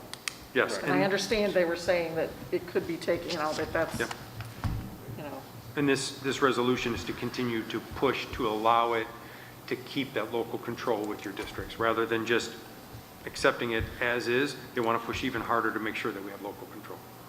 I took it as solidifying that verbiage may, giving us the option, solidifying the option as opposed to leaving it open to potential affirming of the opposite way to shall. Which could always still happen too. As we know, mandates and laws come that we have no control over, but for as long as we can to try to keep local control, we want to. okay. So, Okay. Wait, let me make sure I'm voting right. Up is may, right? Yes. Yes. so that's number 9. Sometimes you're voting. Yeah, sometimes it's counterintuitive. That one's interesting to me because the mandate, it just shows me how misunderstood it is in communities, because it's been, brought up here and everything, that it's going to change and that it's bad, and it actually, it's good to know that it's a choice. Yes. It's may, not shall. Okay. Okay, number 10 is cannabis sales. So I'm going to read this one, not that I haven't been previously, but I'm going to read this almost verbatim so you guys can get understanding. Be it resolved that the Illinois Association of School Boards shall introduce and support legislation that would allow 20% of the state tax revenues from cannabis sales to public education programs that support youth development, violence prevention, and health education. These funds shall be divided equitably across the state based on disproportionately impacted areas. Maps. Let's see. The board is proposing shall introduce supported legislation that would allocate no less than 20%. Yeah, so basically they want to take the marijuana revenue or the cannabis sales revenue and give it back to the school districts, but based on needs. With this map, I guess the big argument for most people was it could send the wrong message to students that partaking in this activity is now supporting you, but I don't know. That's just the counter argument I heard. The resolutions committee recommended to adopt. I guess at the end of the day, I feel that if I don't know how I feel about it not being fairly allocated, but if revenue is going back to the schools, I don't think it's a bad thing, but that's my personal opinion. I'd rather see it go there than, What, are they going to pick the gasoline tax next and the bread tax after that? It seems arbitrary just because marijuana is new and they're hoping to get funding for programs that aren't in place now. So I don't think it's our place to decide what percentage of what tax from where gets, we've never done that historically. That's not our job. That's the legislature's job. I don't see it as a necessary thing. Well, I think we're asking them to have the state, to lobby for the state to make the mandate. Right, but I don't agree with lobbying to get 20% of the cannabis tax. Okay. I mean, you just said I didn't understand, we've never done it before. What we've never... We're not going to do it this time either. We're just asking them to do it. Okay, let me rephrase. I don't think we should be asking for percentages of certain tax revenue sources. I think the legislature, we ask for the schools to be funded in general. I see it as arbitrary why pick marijuana versus... Similar to the lottery tax. The lottery funds that come to school districts are supposed to, and they don't really. Yeah, that's... If I may add my 2 cents, I saw it as a new revenue stream coming into the state, and if I take the cannabis portion out of it, it's basically, the way I see it is it's a new revenue stream coming into the state, and why not allocate those dollars towards? Because they don't fund the schools properly already. What? Okay, anyway, I would disagree with this one. Okay, one more time, we on that one. Yeah. So,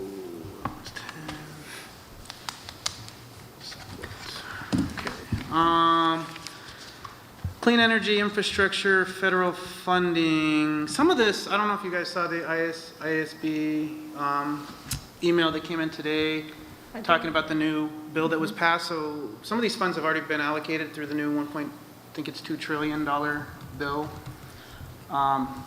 So I don't know, just as a heads up as we move into these subjects. The Illinois State School Board shall urge Congress of the United States to provide federal funding to school districts for clean energy infrastructure, but not limited to solar panels, geothermal heating, cooling, and wind turbines.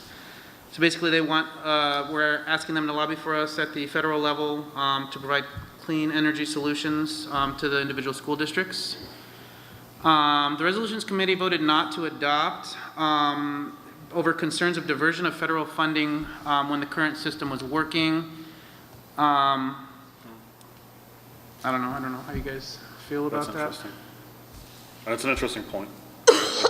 We are taking advantage of that program already, right? So if this would this alter that program? Do we know? Would that alter what we're doing? Yeah, we don't know at this time. Okay. That's interesting. Anyone else have an opinion, or you want to just take a consensus? I don't know. Yeah, I don't know. What is that, 11? Oppose. Okay. Electric school buses and charging station federal funding. In a nutshell, they want us to urge Congress to provide federal funding to school districts for clean electric school buses and charging stations. That was also part of the email.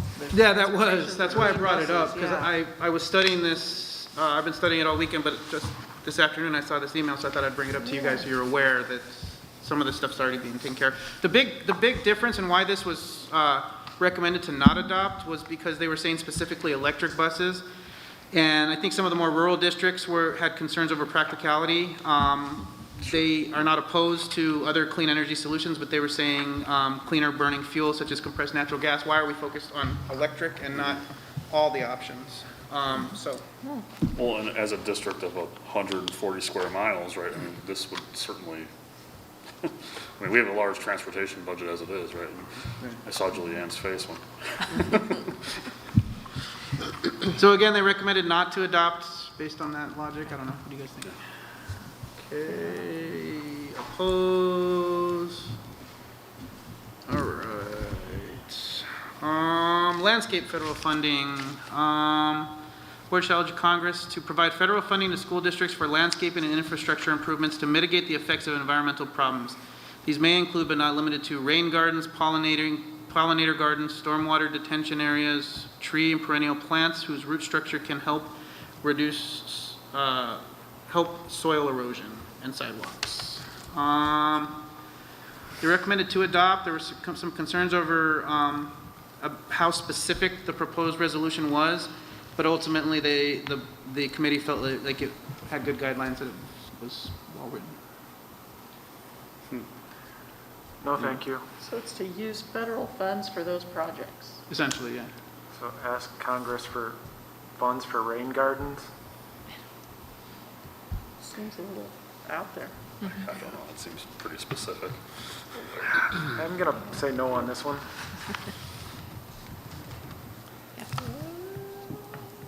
Yeah, indifferent? Yeah, I don't know. What is that? If you want to That was talk number about it more, 13. go ahead. I don't know, I don't know. I'm interested in what they said to adopt, that's interesting to me. Okay, this one was actually specifically mentioned as well in the infrastructure program that was brought up this afternoon, but this is expand broadband internet access. The Illinois Association of School Boards shall actively present, support, and advocate for legislation that expands broadband internet access for families across the state of Illinois. It was recommended to adopt, I think for obvious reasons, the pandemic identified, so, yeah. Good. Okay, we're going to support that. That's 14. Okay, child safe gun storage. Let's see. This is the second or third time it's been around, isn't it? Yes, Yeah. this was Oh, yeah. extensive conversation last year on this. I watched your guys' discussion. It was a two-part discussion. So in a nutshell, they want to change. So I'll just read it. Shall support and advocate for the legislation which will strengthen child-safe gun storage laws in the state of Illinois, requiring gun owners to store firearms, whether they are loaded or unloaded, in a secured locked container if a person under the age of 18 is likely to gain access to the weapon without permission. Currently, there's a law in place that states if you have a minor under the age of 14, it's looking to change that age to 18. The committee recommended not to adopt. Let's see, I'll just read what they said. The Resolutions Committee recognized the utmost importance of protecting students and school staff. The concerns over the specifics of the proposed resolution were the same as they were when the language was presented in the previous year, as you guys mentioned. The Resolution Committee ultimately felt that the resolution went too far and that it was not the place of local school board or IASB to determine actions people take in their own homes. We had a huge debate about this last year. I'm not doing it again. So do we want to just vote? Yeah, I mean, we should vote, but it's fine. I mean, I was for it last year. Hold on, just so I'm clear. The You should committee vote. recommends do not adopt, and I agree with do not adopt, so You're down. No, you're still down. down. Okay. Okay, So so what do we again, get? or do we want to discuss more? Yeah. Okay, we got one. So we're supporting it. 15. Oh. Okay. Let's see. 16 school code review. Let's see.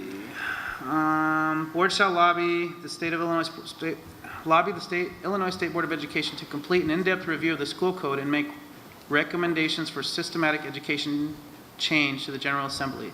The goal shall be to provide recommendations to change sections of the Illinois School Code that disproportionately harm students of protected classes while unfairly benefiting advantaged students. So the board recommended not to adopt. The concern was that the submitting district's proposed resolution was not focused enough to be achievable. So in reading this one, I felt the same way. I didn't really know, there were no specifics in it, so it was just kind of a high level, we want to change, but they didn't give specifics or give groundwork for how they want to do it or what their goal was to achieve. So. Yeah, it doesn't even spell out what exactly they want. So I don't know, we would be approving. Okay.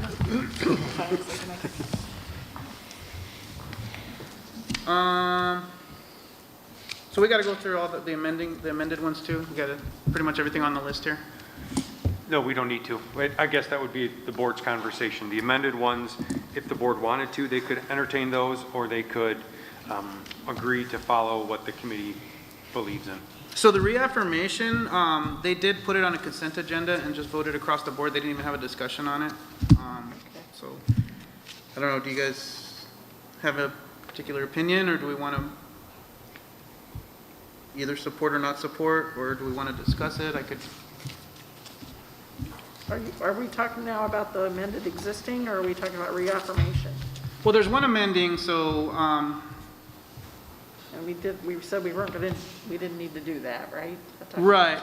And then the reaffirmation is the one where they put it on a consent agenda and they just went through. And that all had to do with charter schools, which, well, most of it did, which I don't know how relevant it is at this point. Pretty much public schools say lobby against charter schools. Right. You know, Yes. Right.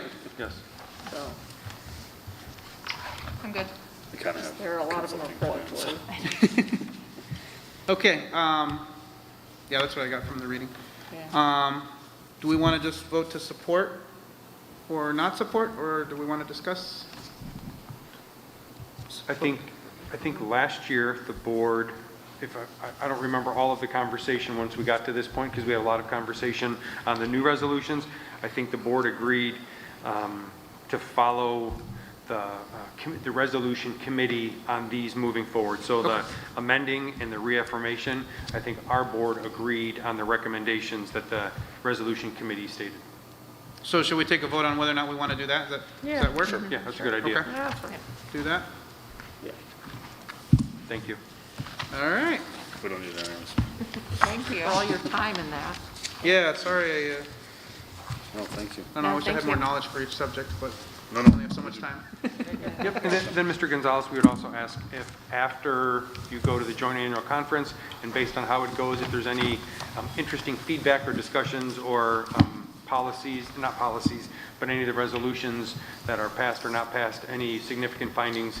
When we come back at the 29th meeting, we all give updates when we attend the conference. So if there's something from that that is interesting or outstanding, please let us know. Sure. Thank you. Thank you very much.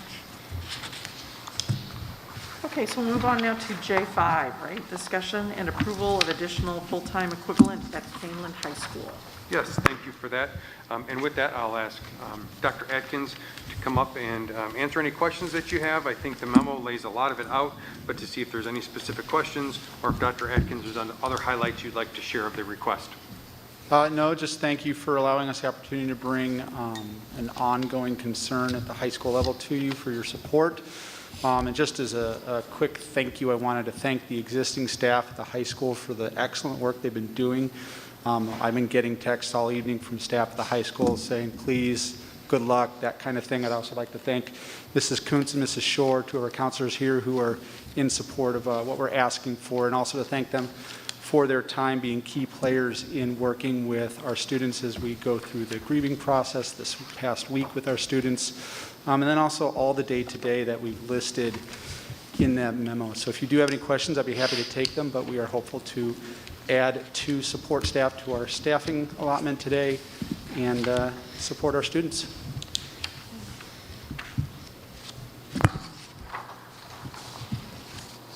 Is it logical to say that this is probably attributed to COVID?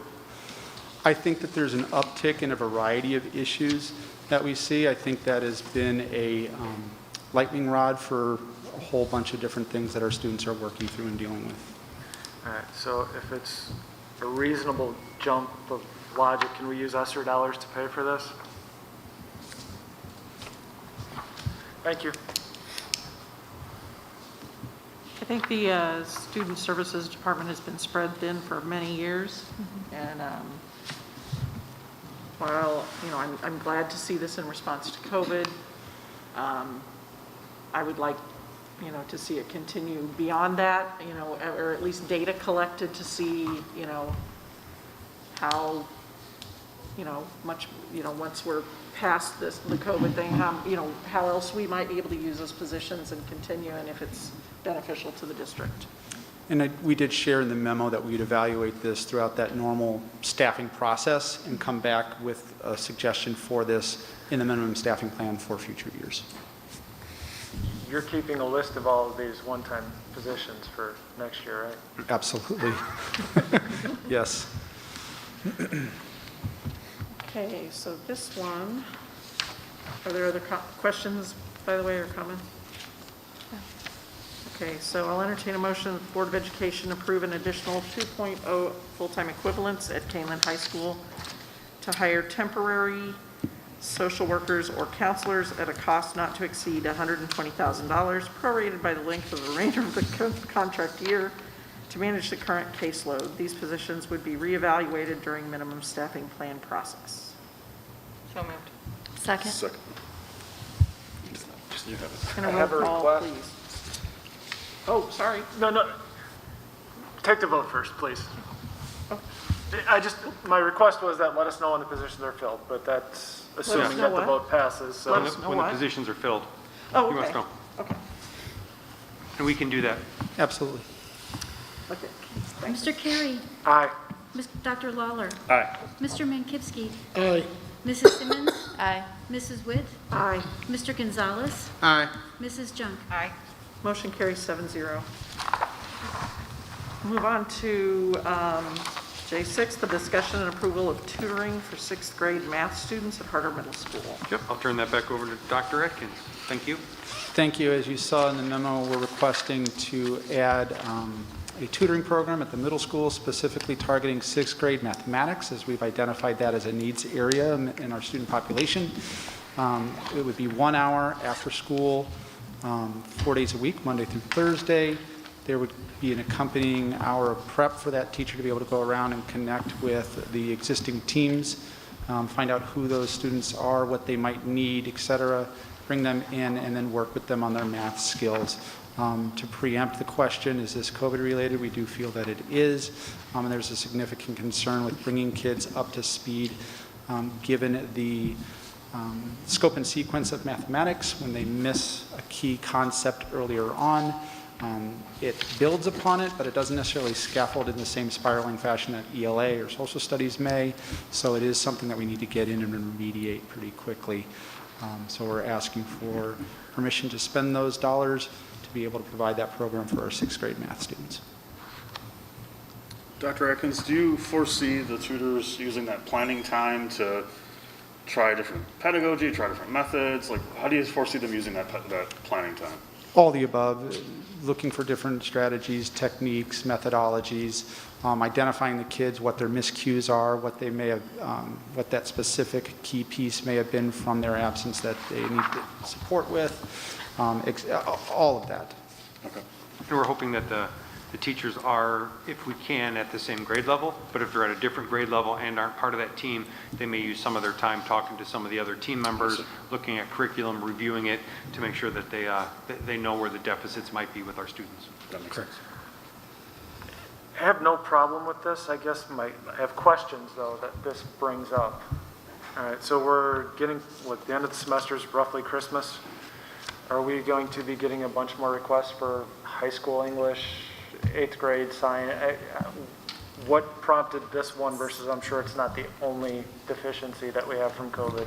Our constant monitoring of student progress is what drove this. We do monitor student progress at all levels. This is one that stood out amongst the rest.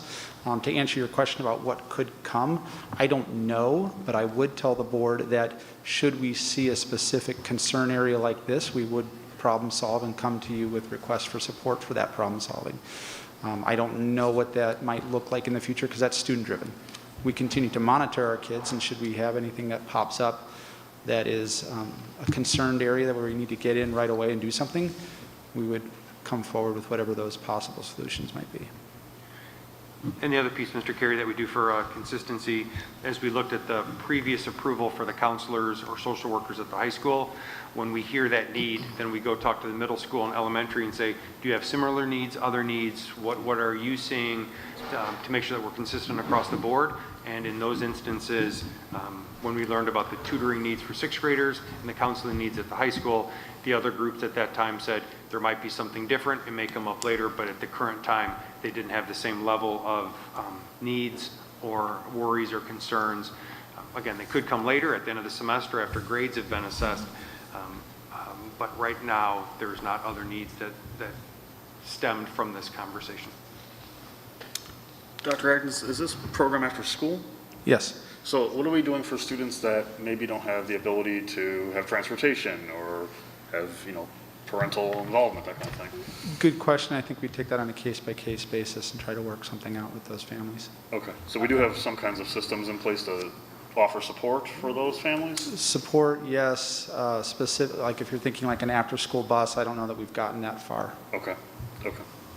I hate to see students precluded from it because of socioeconomic issues or those kinds of things, right? Oh, no, I would like to think not. And I think also that it would be done on a rolling basis as well. So you may have one group of students this week, and then some of them continue week 2, and yet new students come in week 2, kind of thing. So it's going to be as needed to remediate their learning needs.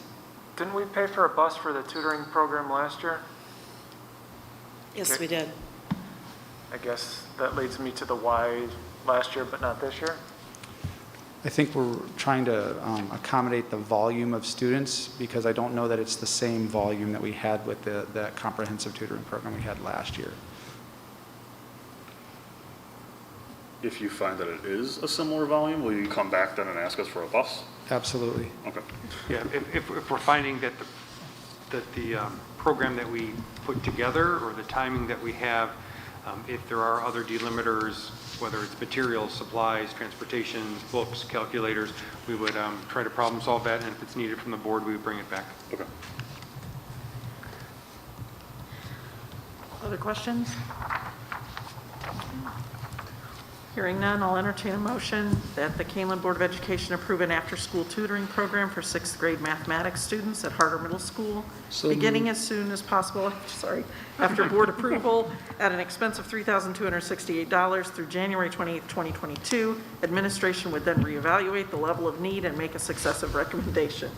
So moved. Thank you. Second. And a roll call, please. Dr. Lawler. Aye. Mr. Mankipsky. Aye. Mrs. Simmons. Aye. Mrs. Witt. Aye. Mr. Gonzalez. Aye. Mrs. Junk. Aye. Mr. Carey. Aye. Motion carries 7-0. So that is the end of new business. We move on now to the superintendent and board report. Yes, thank you. I have first of all, Dr. Atkins, thank you for those, and also thank you to the board. As Mr. Carey asked, if there's other ones that may be coming or that we may find that may or may not be the case, but I want to thank our board for the being receptive to the ideas that we do bring based on our student needs, so thank you for that. First thing that we have is just a brief update on October 28th. I shared this in the weekly update with the board, but we did meet with our village officials from 3 or 4 of our communities. We do invite village officials from all 9. Not all of them are always able to make it, so the 3 or 4 that we met with, we shared a lot of the internal happenings that's going on with Kaneland, which is valuable for them to hear, but just as valuable, if not more valuable, for us to hear what's going on in their different communities, as far as new housing starts, any other things that may, or ideas that may impact our district. That is always good to hear from them. And thank you to Dr. Fuchs and President Witt for attending that meeting also. Next, between now and our next board meeting, we do have 2 staff development days planned for the Monday and Tuesday, November 22nd and 23rd. Those are Teacher Institute and SIP days that our Ed Services Department puts together a series of workshops and sessions that are directly applicable to Kaneland Connects, and a number of our administrators and our own teachers teach a lot of those workshops and sessions that relative experts that they are here that we use for that meeting, or for those 2 days. Upcoming Thursday is our next Citizens Advisory Committee, and I talked with Arlana Bedard from the Consortium for Educational Change, and we're going to use that meeting Thursday night for her to ask the series of the same equity audit questions. So our CAC members have been made aware that that's what that agenda is going to be used for that night, and then the topics that we would have used on those nights, or feedback we would have sought from parents, we'll use the January and April meetings for that. CAC has been a valuable resource over the years, so to get more feedback on that is going to be essential and helpful. As we talked about when we did the resolutions, the joint annual conference for school board members is next weekend, the 19th and 21st of November, so always appreciative of our board members that can attend and what we can learn and bring back to the rest of the board, and we'll share those highlights at the November 29th meeting. The Kane County Health Department called today. Just a few updates there, that they do believe that for families that are interested, the vaccines should be available starting on Wednesday here in the area. They should have those through the Kane County Health Department mass vaccination clinics, but they also know that the slots are limited, and those that they did have available have already been booked through the end of November already. So there are people signing up for those, and Mr. Mankivsky. Are these for boosters or initial? These are, I'm sorry, for the 5 through 11-year-olds. The boosters for are. For the children, okay. Yep, for the children. Okay. The boosters are also still available for those that are interested. And part of, as I shared before, the mass vaccination site that they have at the old Sam's on Randall Road, that is going to be shutting down, because what they found, the data that they showed, that the 12 to 17-year-olds that took the vaccination, 71% of them took it at a smaller environment, either at their doctor's, at the VNA, somewhere smaller. They said that environment there is, it's just big and it's scary. It's a big open area for little kids to come into. So with that percentage, they're not putting their resources towards that. They're going to put it towards other efforts. And then the last COVID-related update, on Friday, we had 28 students that took advantage of the test to stay protocols. So while it took longer for us to get it up and running, it is good to know that of our students that have been a close contact and may have been excluded, that as of Friday, we were able to keep, or on last week, as we ended the week, we were able to keep 28 students in school because of those protocols. And so that is helpful while managing COVID. The guidelines and the mitigations are a challenge. What we can do to keep our students in school, we're still continuing to try to do that. And if there are other things that we need from the board or other information that you need from us, let us know, and we're happy to provide those updates. And that was all I had. Thank you. Thanks. Dr. Fuchs? I do not have any tonight, thank you. Okay. I actually attended one of the equity audit, the REV meetings. The questions were good. It was a small group, very small group. I did it in person. There was a virtual one afterwards. And I'm eager to hear, what comes of it. So, I know, Jennifer, you went to one too. Yeah. And actually on that topic, the 12th is our last day. So this week, at the end of this week, is our last of those sessions. The Consortium for Educational Change will put together all the findings, and we will then bring that back to the board with any subsequent findings and action plans that are needed based on what the findings indicate. So that is part of the process. Okay. Thank you. Mm-hmm. Other board members, anything? Okay. Topics for future agendas. Anyone? Yes. Because of COVID and all the changes that we've gone through in the last year and a half, I'd be really interested in hearing in January how our students are doing after they had the opportunity to give grades for the first semester. You initially started by saying how they're doing that. At the end, you said grades. So academically? Is that Academic, okay. yes. I would be curious if we're on pace to where we think we should be academically, if we've got a bunch of kids failing, if there's something that needs to be, just an overview of where we're at. Okay. Did you already have planned a timing for that? January, we were going to bring indicators of success and the school report card data. So we could, based on the enormity of those findings and then what we find with this, that could be in the same report or it could be separate reports. We'll have to see based on how much information there is. Okay. I guess I'd just rather see it in January so we have time to, we can react sooner versus later if there's something that needs to be done. Okay. And then we can always, if needed, based on what the findings are, we can prioritize what exactly is brought to the board. And if there's recommendations, if that's what the board approves this, what the recommendations might be for sooner reaction and sooner accommodations rather than later. Okay, so we need a thumbs up, thumbs down on whether or not to add that to the agenda. January. Unanimous, okay. January, thank you. Thank you. Others? Anybody? Hearing none, we'll move on. This is the second opportunity for public comment. Is there a sign-in sheet that has people on it? No? No one signed up? Okay. Same rules apply as before, 3 minutes or less. Are there any public comments? Oh, okay. Well, either way, we have time. No, that's fine.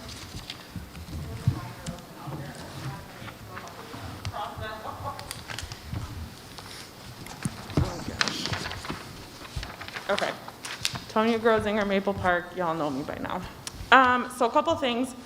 I wanted to mention something about SBG. I had a parent reach out to me this weekend. She wanted to come talk, but her son did not want her to for fear of backlash, unfortunately. So due to how the grading is going on, Kristen Stalcup said that they're only really getting graded for tests and not homework and stuff. Her son's a not so very good test taker. Understands all the information, just not so great at the test taking. And because homework isn't graded, he's getting a C in a class that he would normally get a B or an A in due to the fact that he's just not a good test taker. And because there's no other assistance to help boost his grade, this is where it is. And because he's normally an AB student, getting a C is causing major anxiety and stress. He's a middle schooler, 6th, 7th grade, and this is math, is what she said. So I just wanted to bring that. She asked me to do that for her. The other thing I wanted to mention was these equity audit meetings. I'm actually attending mine tomorrow and looking forward to it. However, 2 parents reached out to me last week after one of the meetings saying that there was a school member there that kept interjecting on what they were saying that that's not correct, this is wrong, there are different policies in place. One thing that was mentioned was about COVID, and when the parents were saying that things aren't consistent, that it's different school to school or district to district or even kid to kid in the same school, nothing's consistent with any of this. Board member objected, said that that's not accurate because of the policies in place.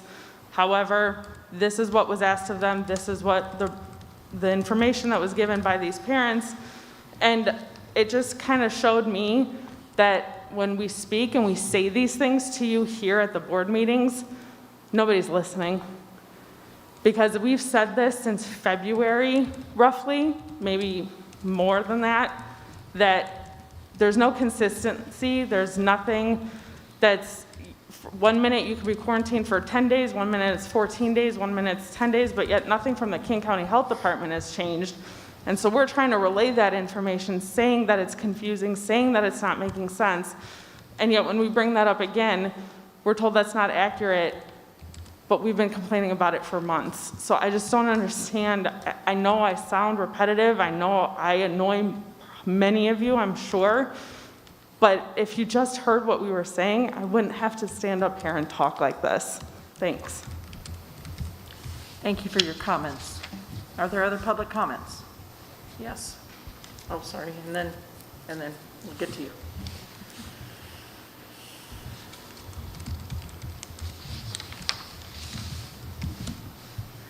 Kristen Stalcup, Sugar Grove, 3 kids in the district. But as the equity audits, I am going to mine on Wednesday, but my husband did go to one last week. And we like the idea of the concept, but one of the issues we had is that when you signed up for the equity audit, there was no confirmation email to let us know that we actually signed up or which one we signed up for. There's no reminder email. There's no information as to which room you're supposed to go to when you get to the school itself. So it makes it difficult for parents to actually show up. My husband had made the comment that the person who was actually doing the equity audit was frustrated because she said there's not a lot of people showing up, even though there's several people who signed up. And so, when we do Sign Up Genius or other avenues of signing up, there's a confirmation email, there's a reminder email. Even if we didn't have the reminder email, a confirmation email at least lets us put it in a calendar, write it down, let us know that we actually signed up for something. So if anything like this is done in the future, I would ask that you please, make those adjustments so that you get a bigger portion of parents to actually show up and provide feedback on all the things you're asking us. Thank you. Thank you for your comments.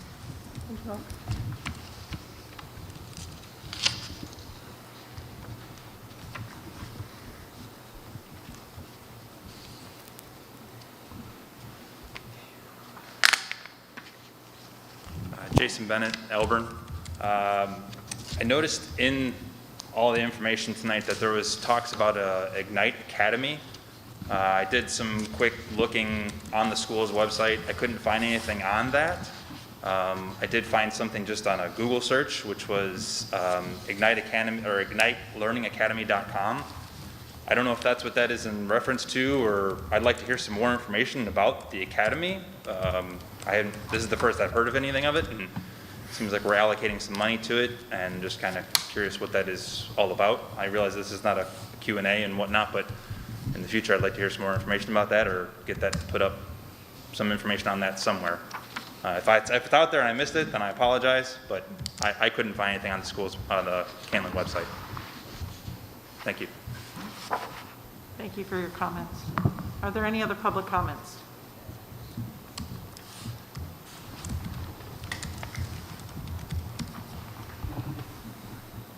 Chris Bateman, Elburn. I want to say thank you to the board members tonight that advocated on behalf of the light board at the high school.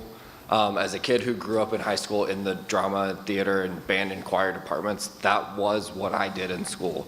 And to hear that it was potentially going to take 30 weeks to replace, that's a whole season for some of these kids, right? That would be the equivalent of the football field being wiped off of the campus, right? So thank you for those that supported that. That's a huge thing to me, to show that there was support for the arts, and in so many cases where that's falling by the wayside, and in lieu of sports.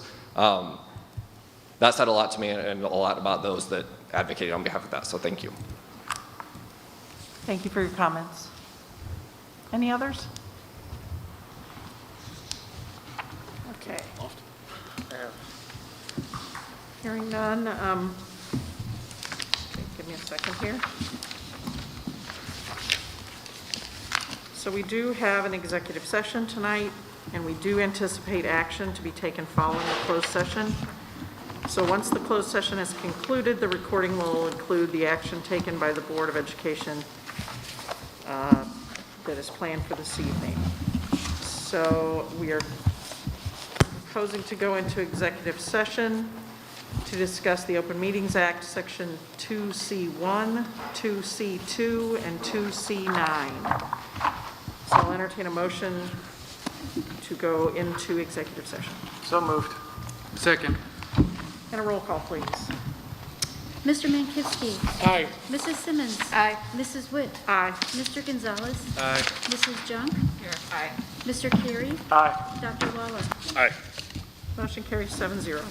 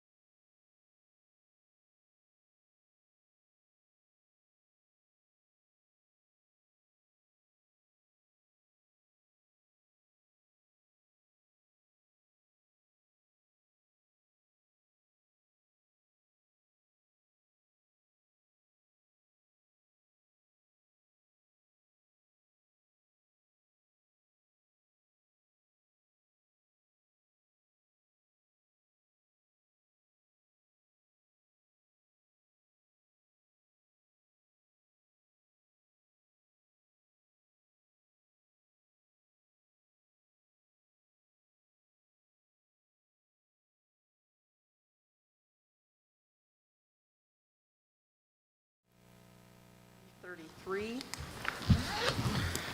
And I move that the Kaneland Board of Education authorize termination of employment of Ms. Kimberly Ecker beginning October, there's no date on the motion. It's a blank Today. line. Is it today or October? Today's date. Okay. So it'd be not October. it's- November 8th, 2021, for failure to comply with the Executive Order 2021-22. Is there a second? Second. Jennifer, Mrs. Simmons. And a roll call when you're ready. Okay. Mrs. Simmons. Aye. Mrs. Witt. Aye. Mr. Gonzalez. Nay. Mrs. Junk. Aye. Myself, nay. Dr. Lawler. Aye. Mr. Mankivsky. Aye. Motion passes. 1, 2, 3, 4, 5 to 2. Yes. Correct. Okay. Second item, I move that the Kaneland Board of Education upholds the suspension of HMS student 2021-01. Is there a second? Second. And a roll call whenever you're ready. So upholds, Mrs. Simmons. Aye. Mrs. Witt. Mrs. Aye. Witt. Sorry. Mr. Gonzalez. Aye. Mrs. Junk. Aye. Myself, aye. Dr. Lawler. Aye. Mr. Mankivsky. Aye. Motion passes 7-0. Motion carries 7-0. And now I need a motion to adjourn. So moved. Second? Second. I'll All those in second. favor? Aye.